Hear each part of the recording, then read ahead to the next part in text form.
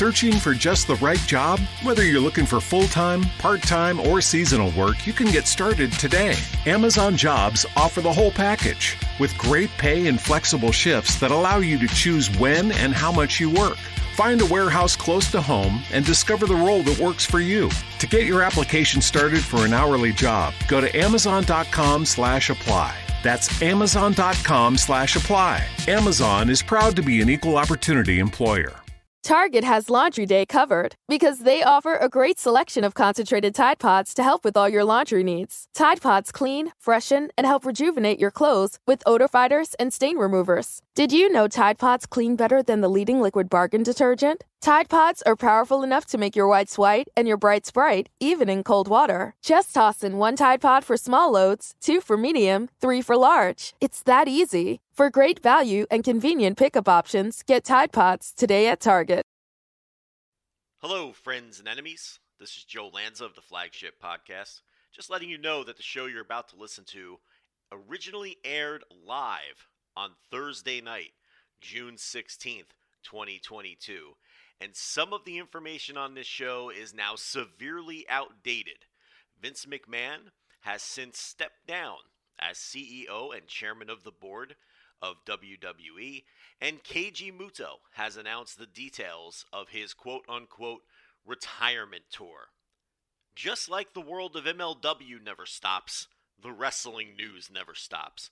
So unfortunately, a few of the conversations on the show you're about to listen to are outdated and obsolete. All the more reason to head over the Patreon and subscribe to our $10 tier so you can listen to the show live every Thursday night. Thank you for listening, and enjoy the show. This podcast is a member of the Voices of Wrestling Podcasting Network. Visit voicesofwrestling.com to hear the rest of our great podcasts, as well as show reviews, columns, opinions, and updates across the world of wrestling.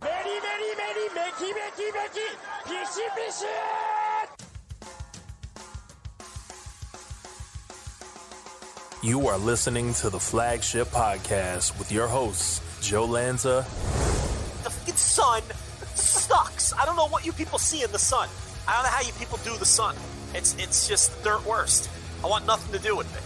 I'd be content never going out in the sun again. And Rich Crage. This is the dumbest show. I cannot believe it. These people some people pay us $10 to listen to the show live. This is what we give them for 45 minutes. Been doing this for 10 years.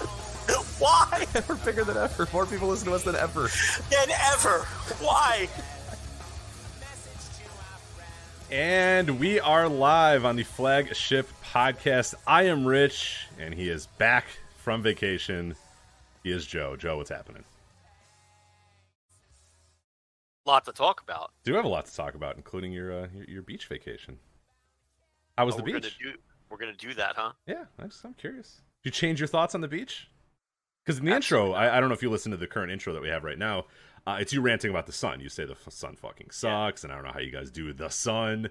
Did you do the sun at all over your last week when you were on yet again another vacation? Which, by the way, these are piling up here, Joe. But I don't know when. Yeah. No. Just saying, two since the last one I've had. Two vacations since the last one I had, but that's okay. What's up? Okay, all right, listen. The last one, I went away during March Madness week, which I always take off from the show to begin with. I have never done a show March Madness week. That's true. So that is true. Okay. So that didn't even affect anything. Okay. Okay. All right. So that you know. But to answer your question, no, of course I did not go out in the sun. Why would at all. Not a second. Not even under an umbrella. Not with a big safari hat. None. No sun. I drove them to the beach and back a couple times. Windows open or windows closed with the air on? Windows open? Is this 1979? Why would I have the windows open? We have air conditioning now, Rich. I don't think I've ever lowered the windows in my car. Why would I have the windows insane. open? You're ridiculous. You crank the air on 68. Good temp. That's a good air conditioning temp for the car for sure. I'm a 68 man myself. Yeah, you live like a civilized human. Well, no, I This roll the is windows not- down all the time. No, I literally drove home today in 95-degree weather with the windows down because I'm a maniac. Why? Because I'm a maniac. I readily admitted it. That's hot and sweaty. Why would you do that? Yeah, well, I was already sweaty anyway. Played basketball at lunch, so I was already sweaty anyway. So might as well keep it up. So put the air on. Nah, I'm good. I was gonna sweat all day anyway. Who cares? That doesn't make any sense.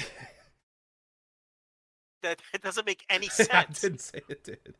Why don't you just enjoy a cool ride? I don't understand. Nah.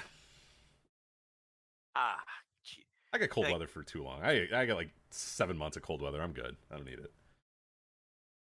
I don't live in Texas like you, all right? I couldn't tell you the last time I had my windows down. It was probably when I was a child and my parents probably had some beater of a hoopty that where like the air didn't work. So they would have to like use the old hand crank window. Yeah, you know what I mean? stick your head out to get any sort of and they'd have to roll the windows down because, we couldn't afford a decent car or whatever. But Rich, I'm a man who enjoys the finer things. You do. Yeah, you've worked very hard to not ever roll down your windows, I guess. Like, correct. What if it went, well, let's say the outside temperature is 62 degrees and sunny. Then windows up and the inside of the car is going to be comfortable because the other thing is... So you still wouldn't put the windows down. No, because here's the other factor. I don't need the wind messing up my hair. I care a lot about my hair. You do. That's true. So, I can't have the wind blowing through and like hitting me in the face and messing up my hair. So, there's just like no reason for it. Unless I'm pulling up to a drive-through, I can honestly say I cannot remember the last time I had my windows down. You're like, something else. Yeah, we are. The fact that this show has lasted as long as it did, we are the polar opposite human beings in so many ways. Maybe that's why it works. Because a buddy cop like movie with you and me would just be insane. Like I'd roll the window down, you'd roll it up. I'd roll the window down, you'd roll it up. Yeah, we just argue. It'd be fantastic. Somebody should greenlight that for sure. So I think that could work. Well, I guess they have greenlit. They've been listening to it for. The note of Sharon believes you were bald. When was that ever said that Joe was bald? I'm not bald. Got a great head of hair. Do they mean I had my head shaved or something? I never even had my head shaved. I don't even know what that. Kurt says what hair, and then Hothead 567 says, "Wait, Joe isn't bald? Why do people think I'm bald? What in what way? Like we never said that. I'm genuinely not bald. Like you've met me. I'm not. Yeah, no, you're not. No, I don't understand where they got that impression. Joe is not bald. No. No. Very healthy head of hair. Very healthy head of hair. We've talked at numerous lengths about Joe's haircut. Like this Kurt Kason, what's he talking? Yeah, now about? you're getting hair. What? I don't know what show you've been listening to, Kurt, but no, Joe is not bald. Joe did not get hair plugs that I know of. Yeah, I don't think so. Who is this guy even? Kurt? I don't know. I've Hit never the bricks. seen him Hit in the there. bricks, Kurt. Yeah, what's he even talking about? No. Listen, I didn't grow up with much, Rich. So things like air conditioning in a car, like that's like I'm taking advantage of that, So, I did plenty of sweating inside of cars with the fucking windows down as a child, as a youth. So. Yeah, I did that not that long finer ago. things. You might recall that. I think we talked about it before, like before this late model German built car that you always refer to that's sitting in my driveway right now. I had my older car and the air blew out on it, and I didn't want to get rid of the car because every other part of it was fine, but then like the price to fix the air was too much, so I just said fuck it, and I didn't have the air for 2 years. 2 years. I went with no air conditioning in that ar whatsoever. So it was some very, very hot. So maybe that's why I'm used to it. Maybe that's why I don't care about a nice hot car ride these days. But yeah, that was. Well, what you're saying is utterly ridiculous. Like you have access I do to have it. access to it. Yes. You admit you're sweaty and hot, Yes. then just cool off. Enjoy a nice cool, and then pull into like an ice cream shop. Maybe get yourself a cone. Enjoy the pleasures. I mean, I'll do an ice cream with the windows down. I'll do the ice cream part for sure. Now we're talking. This is Rich, this is, you get on me for my bizarre, eccentric behaviors sometimes, and I admit No, that. hold on a minute. You never roll your windows down. I'm not letting you get on me about never rolling your windows down. Why? What would be the purpose? Like, if it's cold, I have the heat on, and when it's hot, I have the air on. There's never a scenario where I would need the window down again. You never just want to breathe some fresh air. You never just want the fresh air of Texas. Who needs it? I need comfort more than I need the air messing up my hair. That's what I need. Sometimes too, like, you roll your windows down, you get that helicopter sound inside the car. It's like, I can't. And then You just gotta regulate it. No, you're just bad at rolling windows down. That's your fault. Because you only rolled one of the windows down. You only rolled one of the windows down. You got to roll the other window down. Oh, now I got air coming in from all the windows. Yes. It's even worse. Fire that sunroof open. You got a sunroof in that car? That late model car you're driving? Okay. Would I buy a car with a sunroof? Not willingly. I just wonder if it came with it. So I've had a car. I had a car with a sunroof once. Did you ever use that sunroof, Joe? I used it for like the first week, and then I never touched it again. I didn't want the fucking. Now that will mess your hair. That will destroy your hair. Mess your hair, and I didn't want the sun bearing down on my scalp. Like, I don't know. I would use it at night on occasion, but then it's like once the gimmick wore out, like, kind of were over it. Yeah, kind of done with it. Yeah, I'm over it. Yeah, I was over it. That's fair. So, one of the prerequisites for buying my new car was, does it have a sunroof? But you know what? Hey, again, we're different people, different universes, but we come together in this world of professional wrestling. So I'm glad you enjoyed the beach. I think one day you were just watching Dragon Gate, and one day you just watched like 7 wrestling shows. So yeah, I'm glad that regardless, though, you still enjoyed the beach. So I acquired a laptop and then wrote a piece for the paywall while I was away on vacation. I was like, I have to have takes. There's too much happening because Cody's pec ripped off with a bone, and the interim title madness came down in AEW, and they're rolling out the All Europe or whatever title, the All Atlantic title. I'm like, I got takes, and people need to hear them. So yeah. I tracked down a laptop, and I got to work while I was on vacation and put up an article. Yeah. Pacing the Den, $10 tier. There it is. FlagshipPatreon.com. But luckily this week things got kind of calm. You were able to ease back into the show. We had Aaron Quinn fill in admirably for you last week.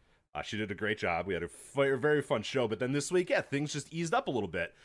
Vince McMahon might potentially no longer be the CEO of WWE due to a $3 million hush fund sex scandal. So nice, easy, breezy thing. We'll get over that. We'll talk about that here in a little bit. Here, the future of WWE, and Vince McMahon being in doubt. That, quick little thing here. Sasha Banks maybe got released. Randy Orton is hurt. Jeff Hardy got a DUI. So nice little easy week to get you in here. By the way, Rich, 3 world titles. 3 world titles changed hands. Yes. One of your favorite wrestlers ever acquired a title that he has never had yet. So I was able to add another one to his mantle. A gigantic title switch in New Japan Pro Wrestling. An earth-shattering switch in the world of the National Wrestling Alliance, where, oh my God, the reverberations from the world's heavyweight title. We'll talk about that obviously in a little bit. But yeah, nice easy way in there. Nakajima basically slapped somebody so hard they got a concussion and caused a bunch of issues and basically ruined a month's worth of booking. West Coast Pro 93 to Infinity was a very good show that earlier in the week, I will tell you earnestly, on Tuesday I decided, this looks like a pretty light week. I'm going to watch all of this show. So I watched all of West Coast Pro 93 to Infinity, and hopefully we'll get to that. You did the same thing with a random ass, just nonsense All Japan Korakuen Hall show for the same reason, where you're like, you know what? Things are a little light. I'm going to watch this Jumbo Tsuruta show. I'm going to watch this All Japan Korakuen show. Like, we're just going to, spray to all fields, do all that sort of stuff. So you watched an innocuous All Japan show as well. So we'll talk about both of those. But yeah, it is going to be an absolutely loaded show, and yeah, it's just an absolutely insane wrestling week. Like it's. Will we talk about both those shows? I know we will. It's on the sheet. If it's on the sheet, it must happen. Look, we will not talk about fake Triple Mania. People are asking, hey, what about Triple Mania? I'm not doing fake Triple Mania this week. All right, I did fake Triple Mania a couple, whatever it was, a month or so ago. That show stunk. It was bad. Yeah. Cubs fan doesn't want to do a preview for our website. I'm good. I'm not doing it. I asked Cubs fan, hey, you writing a preview? He goes, nah, not really. He goes, I was trying to get excited, but now I'm just frustrated, so no. And I went, all right, well, then that tells me all I need to know. So no, I am skipping fake Triple Mania Tijuana, I think. I'm not watching it. Sorry, Dorian, who I know is a Patreon subscriber. We will not be covering Triple Mania this week. So. Yeah, you know what? We will touch on it briefly during the Jeff Hardy segment. That we can do. Fine. But are we previewing the show though? No, we're not. No, God, no. Jesus Christ, no. Yeah, there's too many other things here. We got to get to this NWO Always Ready. I mean, that's paramount on the show. We're always going to do NWA. Did I mention Randy Orton is hurt? Maybe never wrestling the rest of this year? You did. Okay. Okay, what? Oh, and also this law firm, Scott & Scott, is now asking stockholders of WWE to contact them for breaching their fiduciary duties to shareholders. So. Yes. So, what percentage of weeks would Katsuhiko Nakajima slapping the world champion of another promotion in the face so hard that he knocked him out legit and disrupted months of booking, what percentage of weeks would that be a lead story? Probably at least 25, 30, 40%. It feels like a lot. Yeah, it feels like, of the topics I talked about, the Jeff Hardy DUI, that is, I don't know. We were going to lead with Jeff Hardy. Yeah, I was going to say about 60% of the time that probably leads. This potential for a Sasha Banks release, even though it's still only one person. That could be a lead. Yeah, that one again, that would be almost 90% of the time, like one of the biggest stars in WWE getting her release after everything that went on. I mean, that is 90% of the time. That's leading off. Dominion. Jay White is the new IWGP champion. Dominion was like a ripple effects in the company that will be felt for months and years to come. No, yeah, that again, 50% of the time, 60% of the time probably would be a lead topic. Oh, Forbidden Door is coming up in a few weeks. So. And in a week that could be a lead, like if there's nothing else going on. But my point here is, the Nakajima slap might be like the 6th or 7th topic on the depth chart here, and there's undoubtedly weeks. There's undoubtedly weeks where somebody legitimately knocking out the world champion of a promotion within 4 minutes of the start of a match and disrupting that promotion's booking moving forward would absolutely be the lead. And we're going to be scrambling with 8 minutes left in the show to get to it.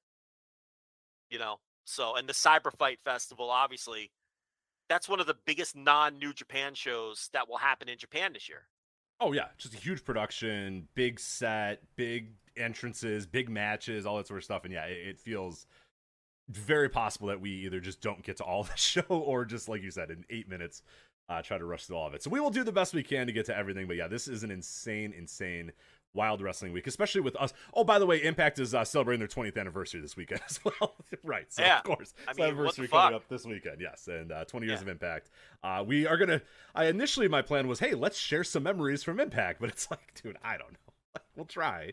I guess. I feel bad. Maybe next week we'll have to do that. But this is. Well, look at it this way. We're completely bumping a Triple Mania, and we forgot to mention Slammiversary. Right.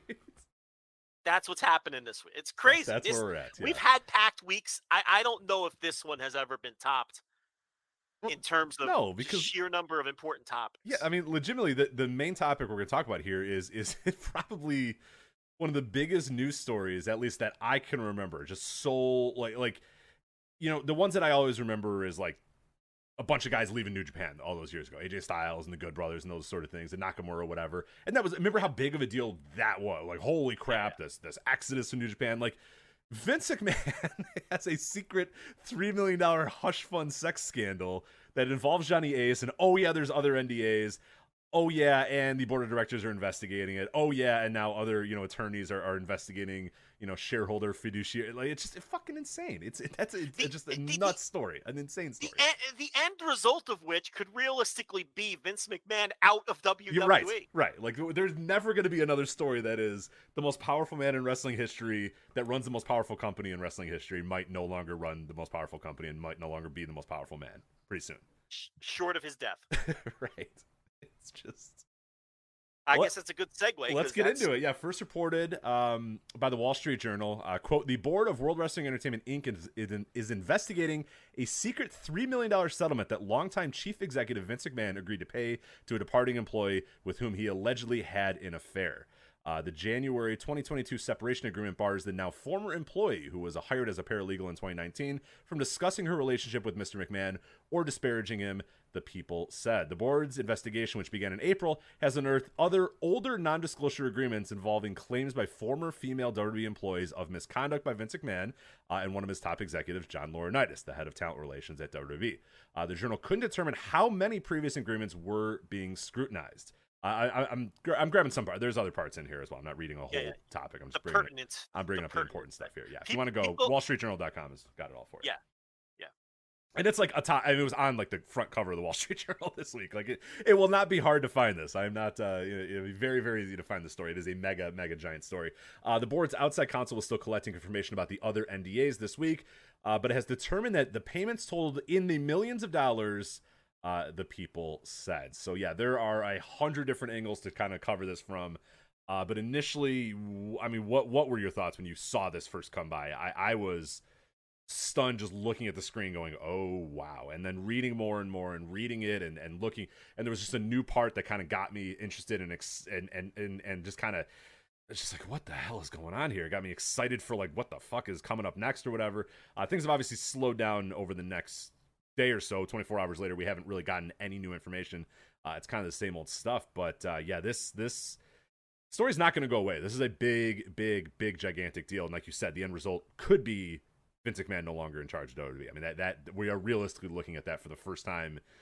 1994, probably the last time that was an actual legitimate possibility that Vince McMahon would not be leading this company. Well, I mean, the absolute worst case scenario is that there's multiple like SEC violations and he is forced out and goes to prison, right? That would be I don't think anyone thinks that's going to happen, but total doomsday scenario for him. And then also he could skate on all of this. So there's a wide range of outcomes that can happen here. I think that when you look at what he's accused of, I could easily see him skating on this. But the fact that they're investigating a number of other NDAs, I mean, those eventually are going to probably, because now the hounds are circling, so those will eventually get reported. And that could be anyone from other underlings that were working to him, to talent, to whoever else he has paid off over the years to hide these sexual relationships. There's that factor. There's also the John Laurinaitis factoring in this, and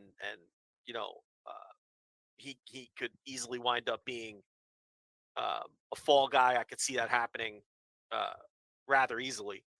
But McMahon, I could see him skating because already look, they don't even deny that this happened. No, and I think that's a pretty interesting point about this entire thing. So, and I did want people to kind of know that is, they're using alleged, and the board of directors basically just said, like, we're aware of this, we're investigating it. Like, there was never a statement from McDevitt saying we vehemently deny the allegations or whatever. It was never that. I mean, right away it was like, well, yeah, kind of. Now it's just the details of it. Yeah, it's the details of it now. Because McDevitt has already said, look, this was personal funds that were used. Because the key here is going to be, was it personal funds or was it company funds? If it was company funds, this obviously, because it's a publicly traded company and all those sorts of things, that's where he's going to run into big trouble. But McDevitt, look, they're not denying that any of this happened. They're saying it wasn't the company funds that she was paid off with. It was the personal funds. So that's a big key. There's also the issue of her getting the $100,000, 100% bump in pay, going from $100,000 to $200,000. Obviously, you can't pay somebody to fuck you under those circumstances. That's frowned upon, Rich. You can't pay someone. Yes, to fuck no, you cannot do that. So, that is labor laws definitely forbid that. Yes, but how he can potentially skate on that is she's changed positions. She came in as a paralegal, and then she was moved to working as John Laurinaitis' assistant. Yeah, correct. So you can hide that pay raise as, well, she changed positions and that position pays more. Right. We paid her more to be John Laurinaitis' assistant. So, right. And even though, like, I'm obviously not defending Vince McMahon in any way, shape, or form or whatever, but you can also, you can be in a consensual relationship with somebody and give them a pay raise. You know what I mean? That isn't illegal. It is illegal to say, I will give you a pay raise if you have sex with me. That is very illegal. You cannot do that. But there's nothing, completely 100% illegal about having a consensual relationship and then giving somebody a new role and giving them a raise. And that is sort of what seems to have happened, at least in this case. Now, well, in different jurisdictions, that may be. See, that's the thing. Right. Yeah, it's gonna be very interesting how that plays out for sure. I don't know the Connecticut law. Right, and I don't either. Yeah, I don't either. On fucking a subordinate. Now, nearly every company in America has an internal policy where that's frowned upon. Okay, nearly any company of any legitimate size is going to have a policy that says the boss can't be fucking a subordinate or be in a relationship with a subordinate. And if you're in a relationship with someone on the same level as you, that sort of thing has to be reported to HR and everyone, So did he break some sort of company policy? I'm sure he did. But again, he can skate on that. Look, he's the majority shareholder. So if he don't want to be out for breaking that particular company policy, he don't have to be out. The question is, did he break some corporate laws here? Right? That's the big thing. And that's what that's where this investigation, they're going to have to try to sniff that out. Now listen, there could be a scenario where the stock tanks because of this, and he sort of has to remove himself to save the company and to save his family's fortune and all of those sorts of things. If this thing gets worse and there's a million of these NDAs and there's talent involved and other people who are, and people lose confidence in him as a leader. And when I say people, I mean shareholders and those sorts of things. And if Wall Street loses confidence in him, and then the stock tanks, that could be another scenario in which he is removed from this. But in terms of whether he broke the law, I don't know the Connecticut law, and neither one of us claim to be lawyers. And it's like that whole thing where, and again, most companies have that policy, but the boss fucking the subordinate, that's more of like a sort of a, for lack of a better term, kind of an online thing than it is necessarily against the law. Do you know what I mean by that? Yeah, and that's why I want people to kind of realize is that we're not on in any way, shape, or form defend. We're just trying to say from an ethical level, we're not like defending him from right. No. We're just trying to say from we're trying to say, okay, what is their defense going to be? Because right now it looks awful. Right now it looks really, really bad. So now they need to find a way. McDivitt has to find a way. Vince McMahon has to find a way.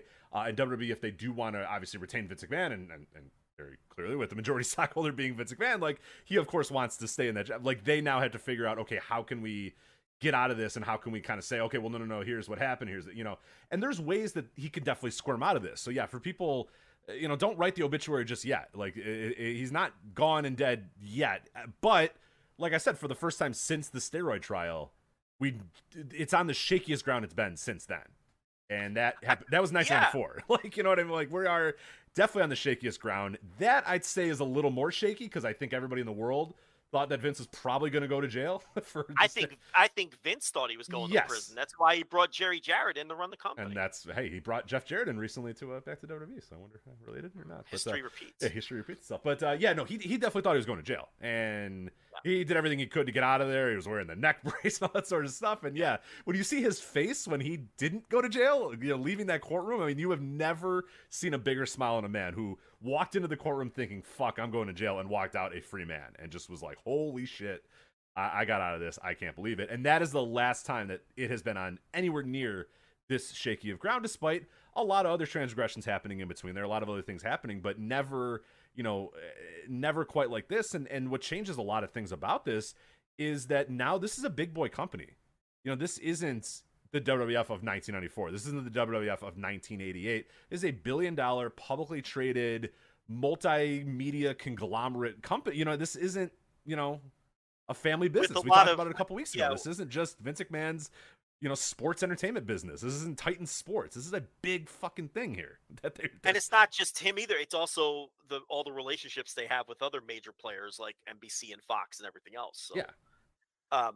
Where they're paying him billions of dollars for their product, for his product. Yeah, so they're going to be keeping a close eye on it as well.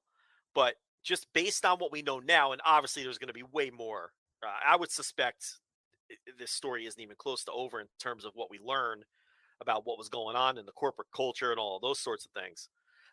Because if you know anything about the history of WWE, there's obviously a corporate culture there of it's very likely Animal House. It's very likely a zoo. And this is just more evidence that points to that.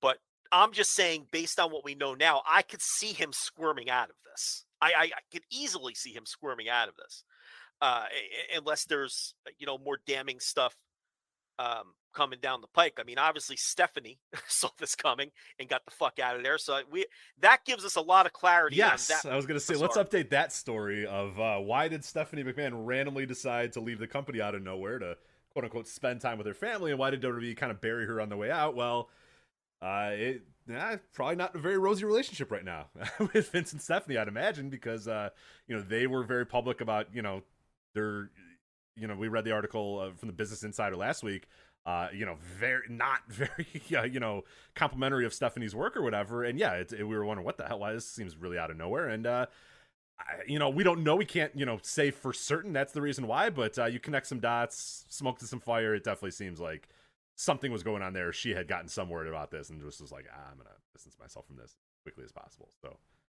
probably smart on her. It's probably smart on her.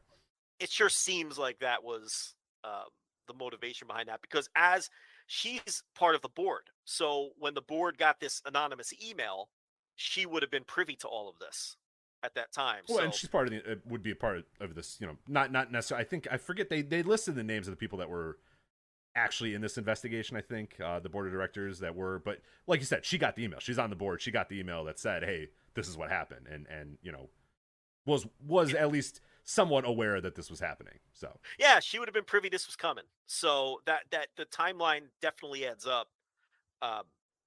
Where she would maybe want to get out of Dodge so she wouldn't have to deal with this, and then using the spending time with the family and all of that is kind of the cover reason. Well, we watch sports, especially college sports and professional football, and we know I want to spend time with my family means, and certainly sanctions are coming. Yeah. And I have to go for 2 years. Hey, I have a new job now. I've spent time with my family. I'm ready to be at a new job now. So that's that was the Nick Saban play. How many times did Bobby Petrino use that? That's a constant thing. Urban Meyer has used it 4 times basically in his career to get out of. Hey, whoa, spend time with my family. Whoa, I'll take that job. That sounds looks good. So yeah, she's still on the board though. Yeah. Oh yeah.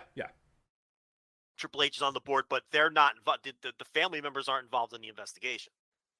So obviously, for obvious reasons, they're not part of the investigation. But just the fact that McDevitt made it a point to say that it was that they're not even denying it, but they're making a point to say that company funds weren't used, and the fact that McDevitt has gone out of his way to say that it was consensual leads me to believe that they don't that McDevitt doesn't think that they can get him for breaking any laws.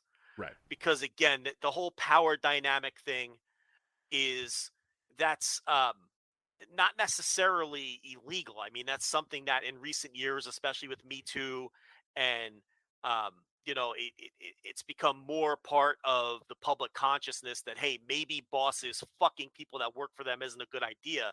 And I think, from an ethics standpoint, the vast majority of people would agree with that, but that doesn't necessarily make it illegal if the relationship was consensual.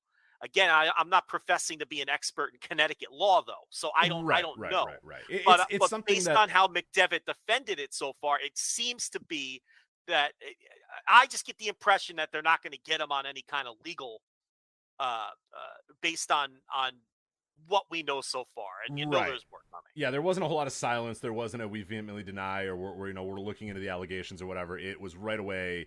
yeah, this happened. Yeah, it was personal funds. Yeah, that's right. And I'm with you. And that's kind of my consensual. That's a big key. They said it was consensual. Right. And that is, what I've kind of been continuing to go back to when I look at this story is that, yeah, like a lot of other companies probably would see this situation and realize, okay, we need to make a change at CEO. Like you said, company policy wise, company ethics wise, company, publicity and PR wise, like you're going to look at this and say, nah, we really don't want the leader of our company, portrayed like this, and would probably tell him that, it's probably best for you to step down or whatever. And a lot of companies probably would do that, but there are also companies that aren't doing that. And there are things that have happened over recent years, and people that are into the video game world know that this sort of, I think something similar happened at Activision or what, I forget the exact specifics of it, but like, things have happened at other places, and CEOs have just kind of stayed because when they are that powerful and they don't want to leave and they don't really see a reason to leave, and they're the majority shareholders, they're just not going to leave unless,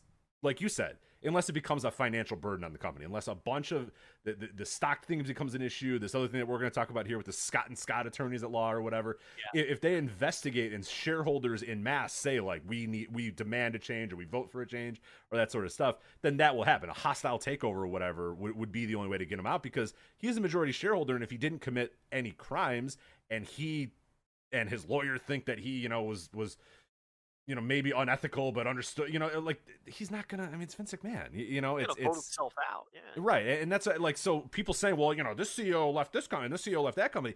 Yeah. But those are companies that aren't World Wrestling Entertainment. They're not led by Vince McMahon, who's the majority, stakeholder in this company. Like, it's going to be hard to force him out is the point here, unless he broke some laws or the SEC gets involved or something, and then he undoubtedly broke a company policy. What are the odds there's no company policy in that company regarding relationships with subordinates? I mean, come on, he obviously broke a company policy, but I don't think he's going to vote himself out for that, unless again that the stock just tanks beyond belief, and he doesn't have a choice. So we'll have to see how much more comes out and how bad this is going to get, because I mean, look at it this way. Look, there's public examples. I mean, Michael Hayes has dated wrestlers, and he's always been like their boss. Yes. You know what I mean? Like these aren't even secrets. No, it's also this company, and I don't want to get into that show. I don't want to get into the show where we just list every horrific thing that this company's done or whatever. But like, you can do your own research. This company's done a lot of horrific things over the last few years, particularly with, male executives, women, male executives, and young men. Like, it's not there's been a lot of shit that's happened in this company over the years. So yeah, I'm not surprised by this. I'm just the thing that I come back to is, again, this is something that this company is not the boys club thing anymore. This is $1 billion. You're playing with the big boys now. You're playing with, Nick Khan wants to be Disney, and he wants to be this, and he wants to be that, or whatever. And this sort of stuff is clown college stuff. Behaving that. They're still behaving like it's 1998 or 1988. Yeah. It's just not. It's still the frat house culture is still there. I mean, and you would think at 77 years old, with knowing what's at stake, you'd be smart enough to not do that. I mean, I understand he's 77 years old, but he's not a typical 77-year-old. In that, number one, he's sometimes a billionaire, so money's not a problem. Number two, he still does steroids, so he's still jacked to the gills. If Vince McMahon wanted to get himself... Excuse me, sir. Excuse me. Allegedly. Hey, listen, those 3 a.m. workouts, my point here is, if Vince McMahon, this woman was 41 years old, okay, significantly younger than him. We're talking someone who's younger than his daughter, okay? If Vince McMahon wanted to get himself a hot young side piece outside the company, he'd have no issues doing it. So why is my question? Why did it have to be this paralegal who worked for the company to even potentially put yourself in this situation? Because it's the culture, and you feel like you're untouchable. Because he could. Yeah, because he can. And he wanted to, and he's Vince McMahon, so he just did it. Yeah. He shouldn't have any problem getting a super attractive 40-year-old woman who doesn't work for him. He could do that in a day. I mean, it's just that tells you it's the culture, because he just feels like, it's fine. That's why there's all these other NDAs. That's why he's just, when he gets tired of fucking her, hands her off to Laurinaitis. Yeah, that quote was a very interesting. What did it say? Like, passed her off like a toy or something like that in the board of directors. Yeah. So that had to be like, that's a very weird quote to use. So that was used in an email, or there was something. You know what I mean? Like, that was such a weird quote to throw in there that made me believe that there was some like that. I forget. I'll try to find exactly what it was. Passed her off like a toy, or what was it? It was like a really awful, but it was Either in quote. It gave her either, like a toy to yeah. Mr. Laurinaitis, which is a real.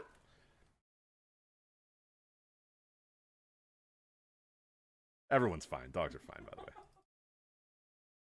Wait, yeah, dogs barking. No, there's a nurse is eating Cheez-Its in this room, and the dogs are barking for the Cheez-Its. So it's no problem. We're just talking about a massive wrestling story with reverberations that could last forever. It's no problem. Yeah. Feed the dogs Cheez-Its while we're doing it. It's fine. It's not my fault that you spoiled these dogs so that they scream for food.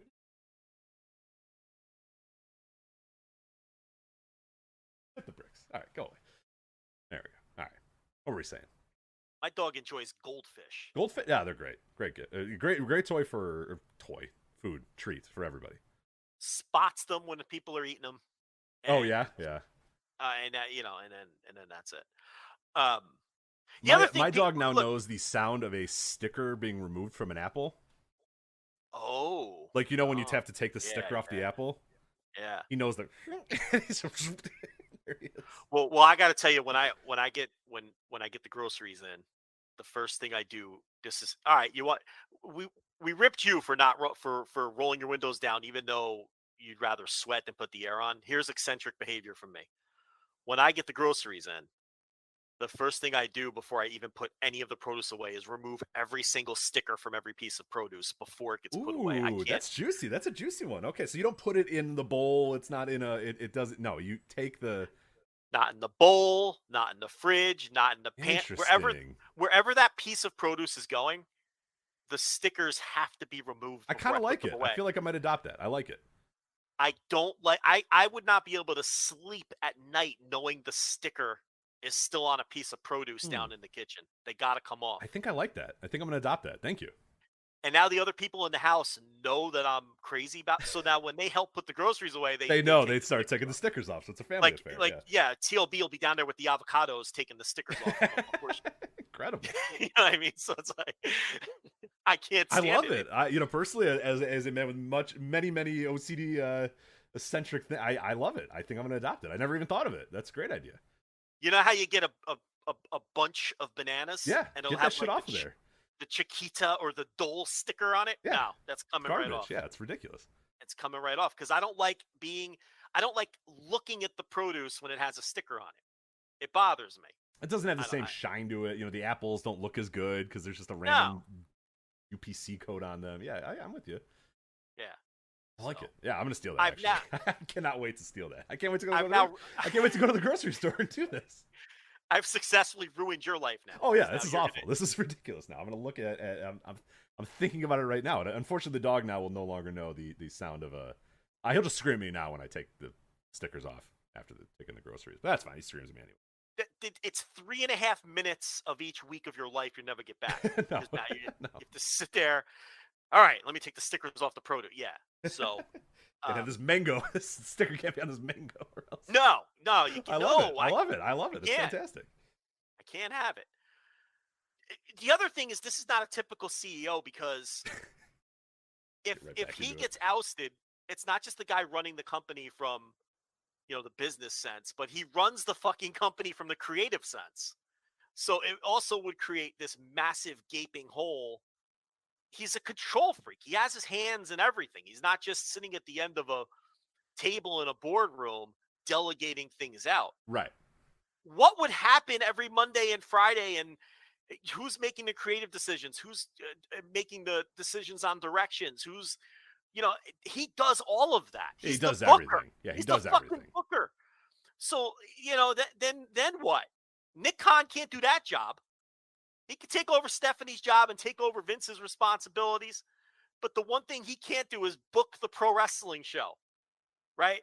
So Do you hand the company over to Bruce Pritchard? That sounds like a nightmare. Oh, jeez. I honestly think he wouldn't even take it. He's had a lot of health issues over the years. I think if they offered him that, he'd probably quit. Do you hand the company to Triple H? Well, he has a pacemaker now and probably shouldn't, for his own health. I mean, does he even want the job? Yeah, I don't know. Yeah, maybe I wonder if he's lost that love or lost that fire and passion to do that. I don't know. That'd be interesting. That'd be an interesting question. Or how about I just want to live till I'm 80, so I don't want to. He's a fucking sick man now.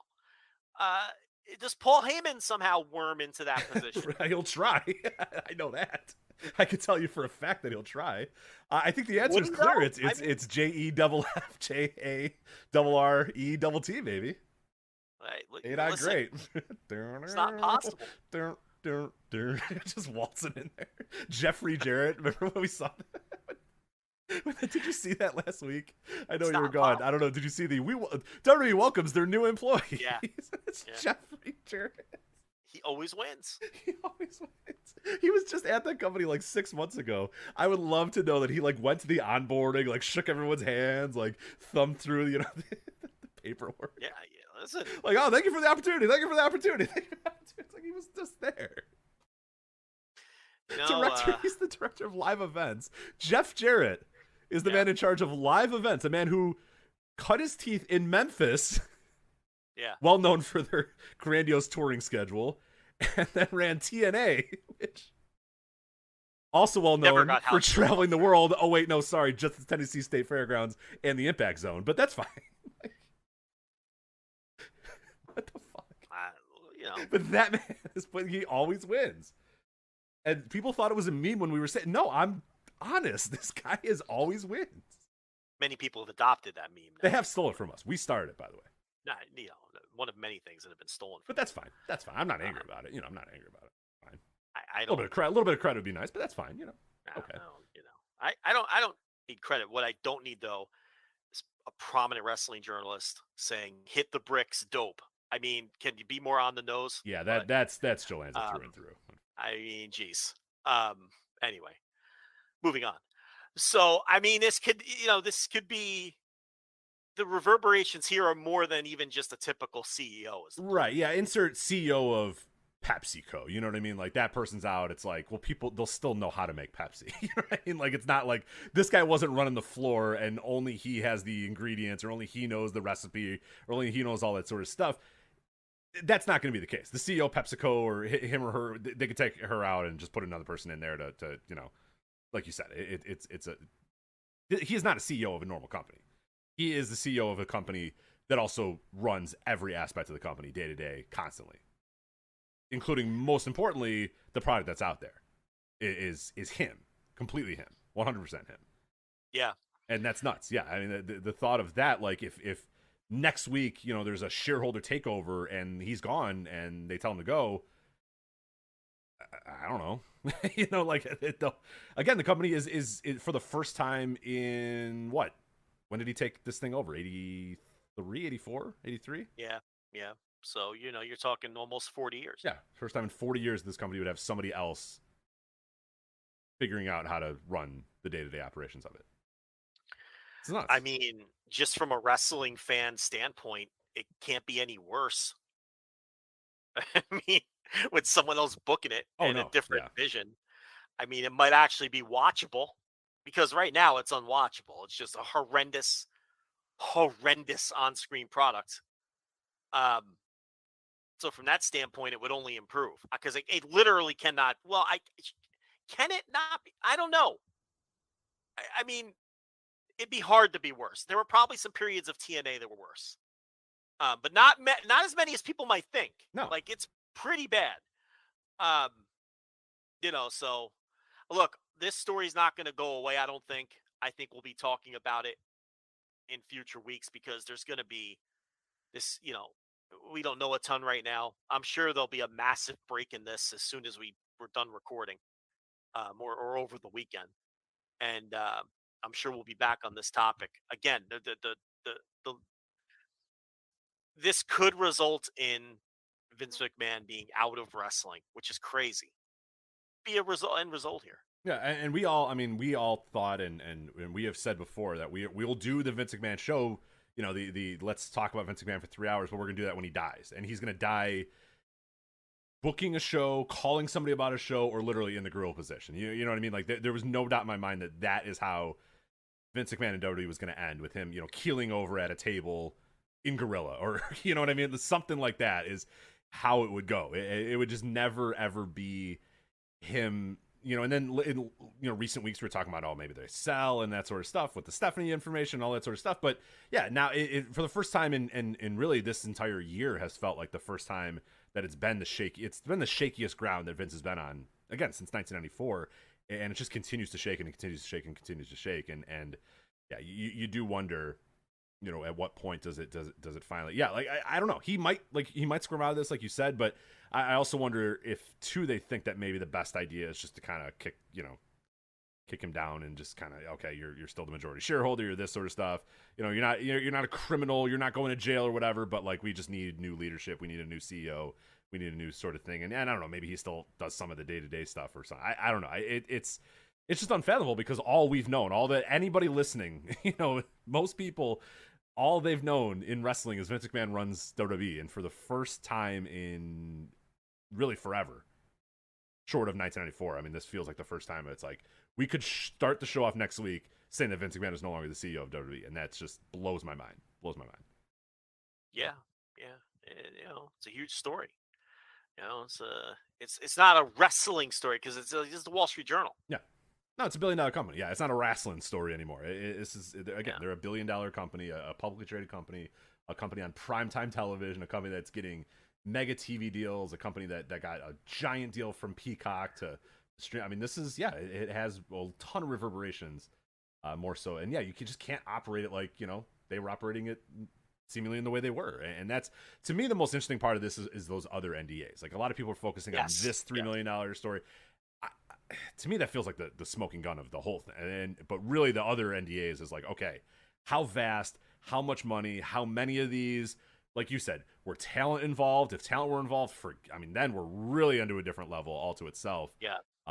And yeah, a lot of things start happening. A lot of people might start poking, you know, at WWE, and that's not good too, because WWE has a lot of business practices, obviously, that aren't up to a lot of other standards as well. I mean, the independent contractor stuff, you know, that there's a lot of things in this company. Yeah, wait till Johnny Random Journalist scratches the surface of this company. This is what I'm saying. Like, yeah, this is a company that I don't know that you really want to unlock the, you know, the crypt to see what's in there, because it's there's a lot of stuff. There's a lot of really weird stuff going on in this company that only we know, but a lot of people just go, wrestling, it's wrestling, whatever. And it's like, no, these are pretty, like, Saudi Arabia, independent contractors. Like, yeah, when it's fuck up your life hardcore journalist kind of guy who takes a look at this, and they don't have to scratch too far beyond the surface.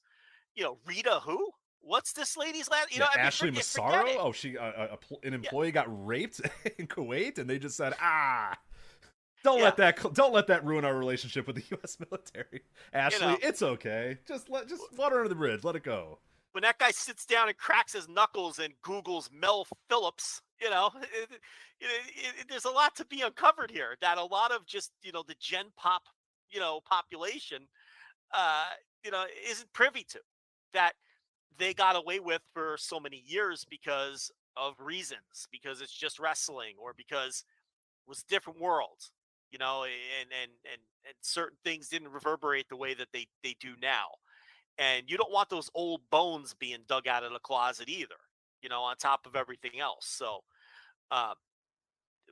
we'll have to, you know, we'll have to wait and see.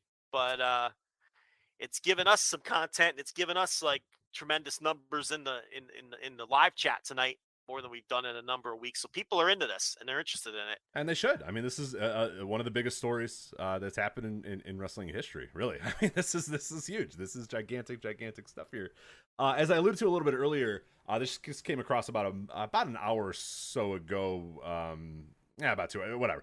Scott & Scott Attorneys at Law, a national securities and consumer rights litigation firm, is investigating whether certain directors and officers of World Wrestling Entertainment, Inc., breached their fiduciary duties to WWE and its shareholders. If you are a WWE shareholder, you are encouraged to contact attorney Joe Pettingrew, whatever, yada, yada, yada.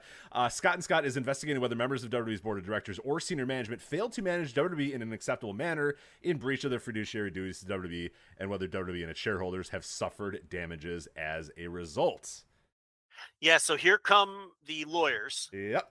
to try to capitalize on this. And this is all the residual fallout that is going to have to be dealt with, even if he skates on this. Even if Vince skates on this, this is the kind of shit that's going to result, and there's going to be all kinds of fallout, and this is a good case of that. So, even from that standpoint, and again, in a lot of ways, it's the shareholders that are going to dictate where this goes.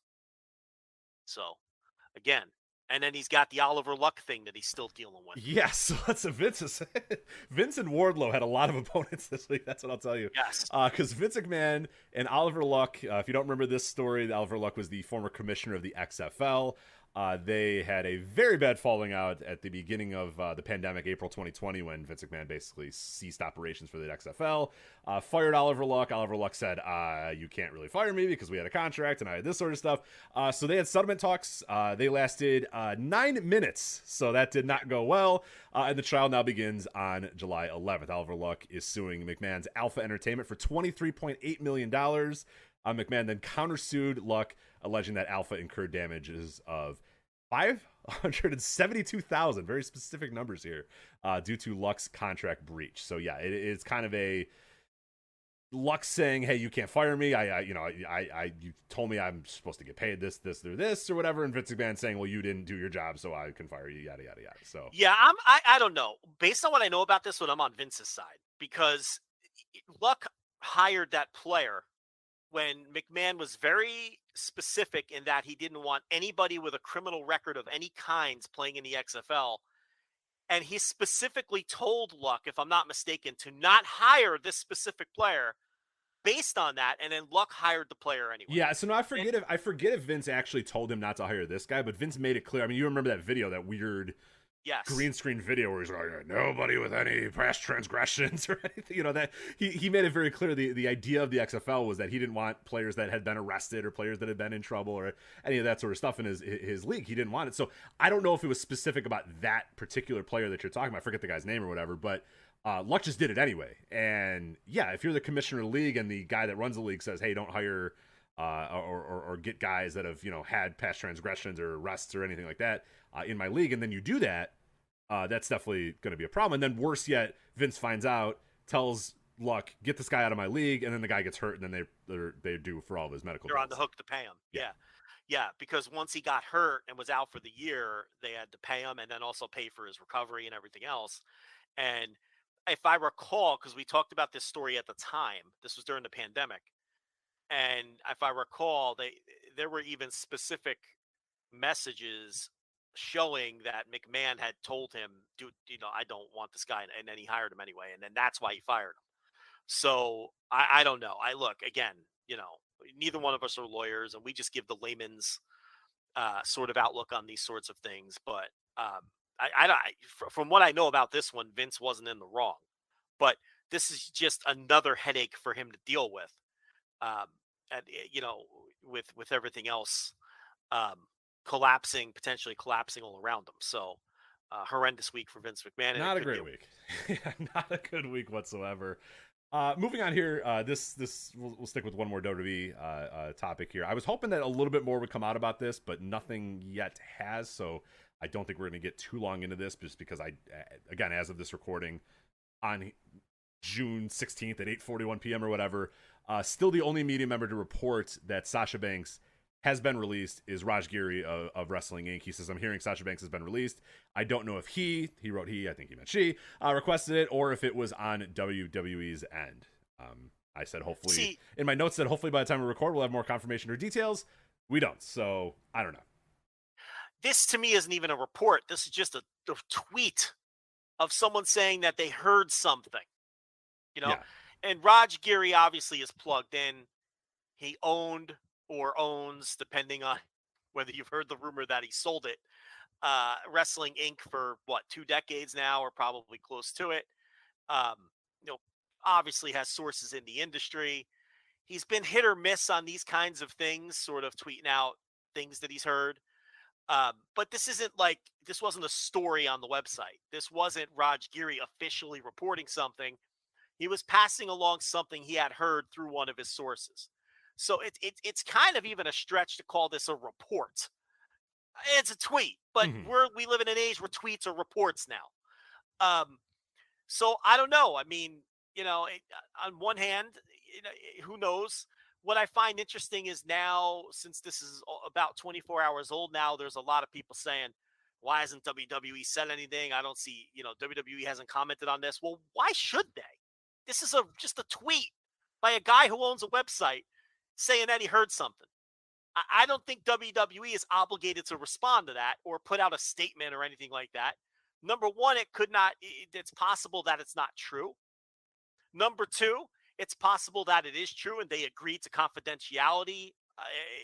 It's possible that it's true and they agreed to some confidentiality for X amount of time. So I don't see this. We kind of went through this with the Jeff Hardy story too, and we'll get to that one in a minute. But this idea that these companies are obligated to immediately respond anytime, news breaks or something like this. This isn't even really comparable to the Hardy thing. This is just a tweet from a guy. I mean, why is WWE obligated to respond to this or put out a statement? It could be BS for all we know. If it's complete BS with no merit in truth or anything, they don't have to say, no, we didn't release the talent in question. How many times do they have to do that a day? If you know what I mean? They're under no obligation whatsoever to say this. Now, if it was past a bunch of people saying industry insiders or I've heard from multiple sources, or if it started gaining steam and a lot of other people are saying, hey, I'm also hearing the same thing, I'm hearing the same thing, then okay, maybe but if it's one tweet and pretty much everybody else that's checked it has basically said, I don't know, I don't know. He's pretty connected, but I haven't heard anything. That's kind of the common thing we get is and I'm not doubting that it's true, but I don't know, I haven't heard anything. So that's all we have so far. So it's every official and every story on every website is just a link to his tweet. So it's they're just aggregating his tweet. So there's nothing for WWE to respond to. What do you want them to say? They're not obligated to respond to tweets. So this is nonsense. So from that aspect, they'll say something when they have something to say. There might be nothing to say. This could be his source was misled or, who knows what this is. Or it could eventually turn out to be the case and it is true. But it's hard for me to come on this show and talk about this because what do you want me to say? I don't know anything either. I don't have the sources Raj Giri has in WWE, and I couldn't even check on this if I wanted to. And the people who can, like you're saying, Rich, are just saying, I don't know, shoulder shrug. We haven't been able to confirm it. So as of right now, it's just a Raj Giri tweet. Maybe it'll turn out to be right. And if he is and she is released, well, then we can talk. I mean, and then we'll see what her next move is. Does she want to do a vanity tour in Japan? Spend some time with Stardom for shits and giggles? She doesn't need the money. She's a millionaire. But does she want to do that because she's a wrestling nerd and, wants to scratch an itch? We know she went over there and trained during her last sabbatical. Or does she just want to sit down with Tony Khan immediately and hammer something out and get back in the game and prove those fuckers wrong in the other company? Or does she want to leave wrestling behind and try her hand at something else now that she has, the money and sort of the power to pursue other things if she wanted to, the power that money gives you? I don't know the answer to any of those questions. And, we'll have to see if the release does come down the pike, what she chooses to do. I think that, her fans who think she's just going to moonwalk into Hollywood like she's the next Audrey Hepburn. I mean, because, she has, she gets 14 seconds of The Mandalorian. She gets a bit part on The Mandalorian. I think she has 2 or 3 lines, and all of a sudden she's Doris Day. I mean, can we pump the brakes on Sasha Banks here? I mean, geez, you'd think that she's, she's the next Meryl Streep if you listen to these people.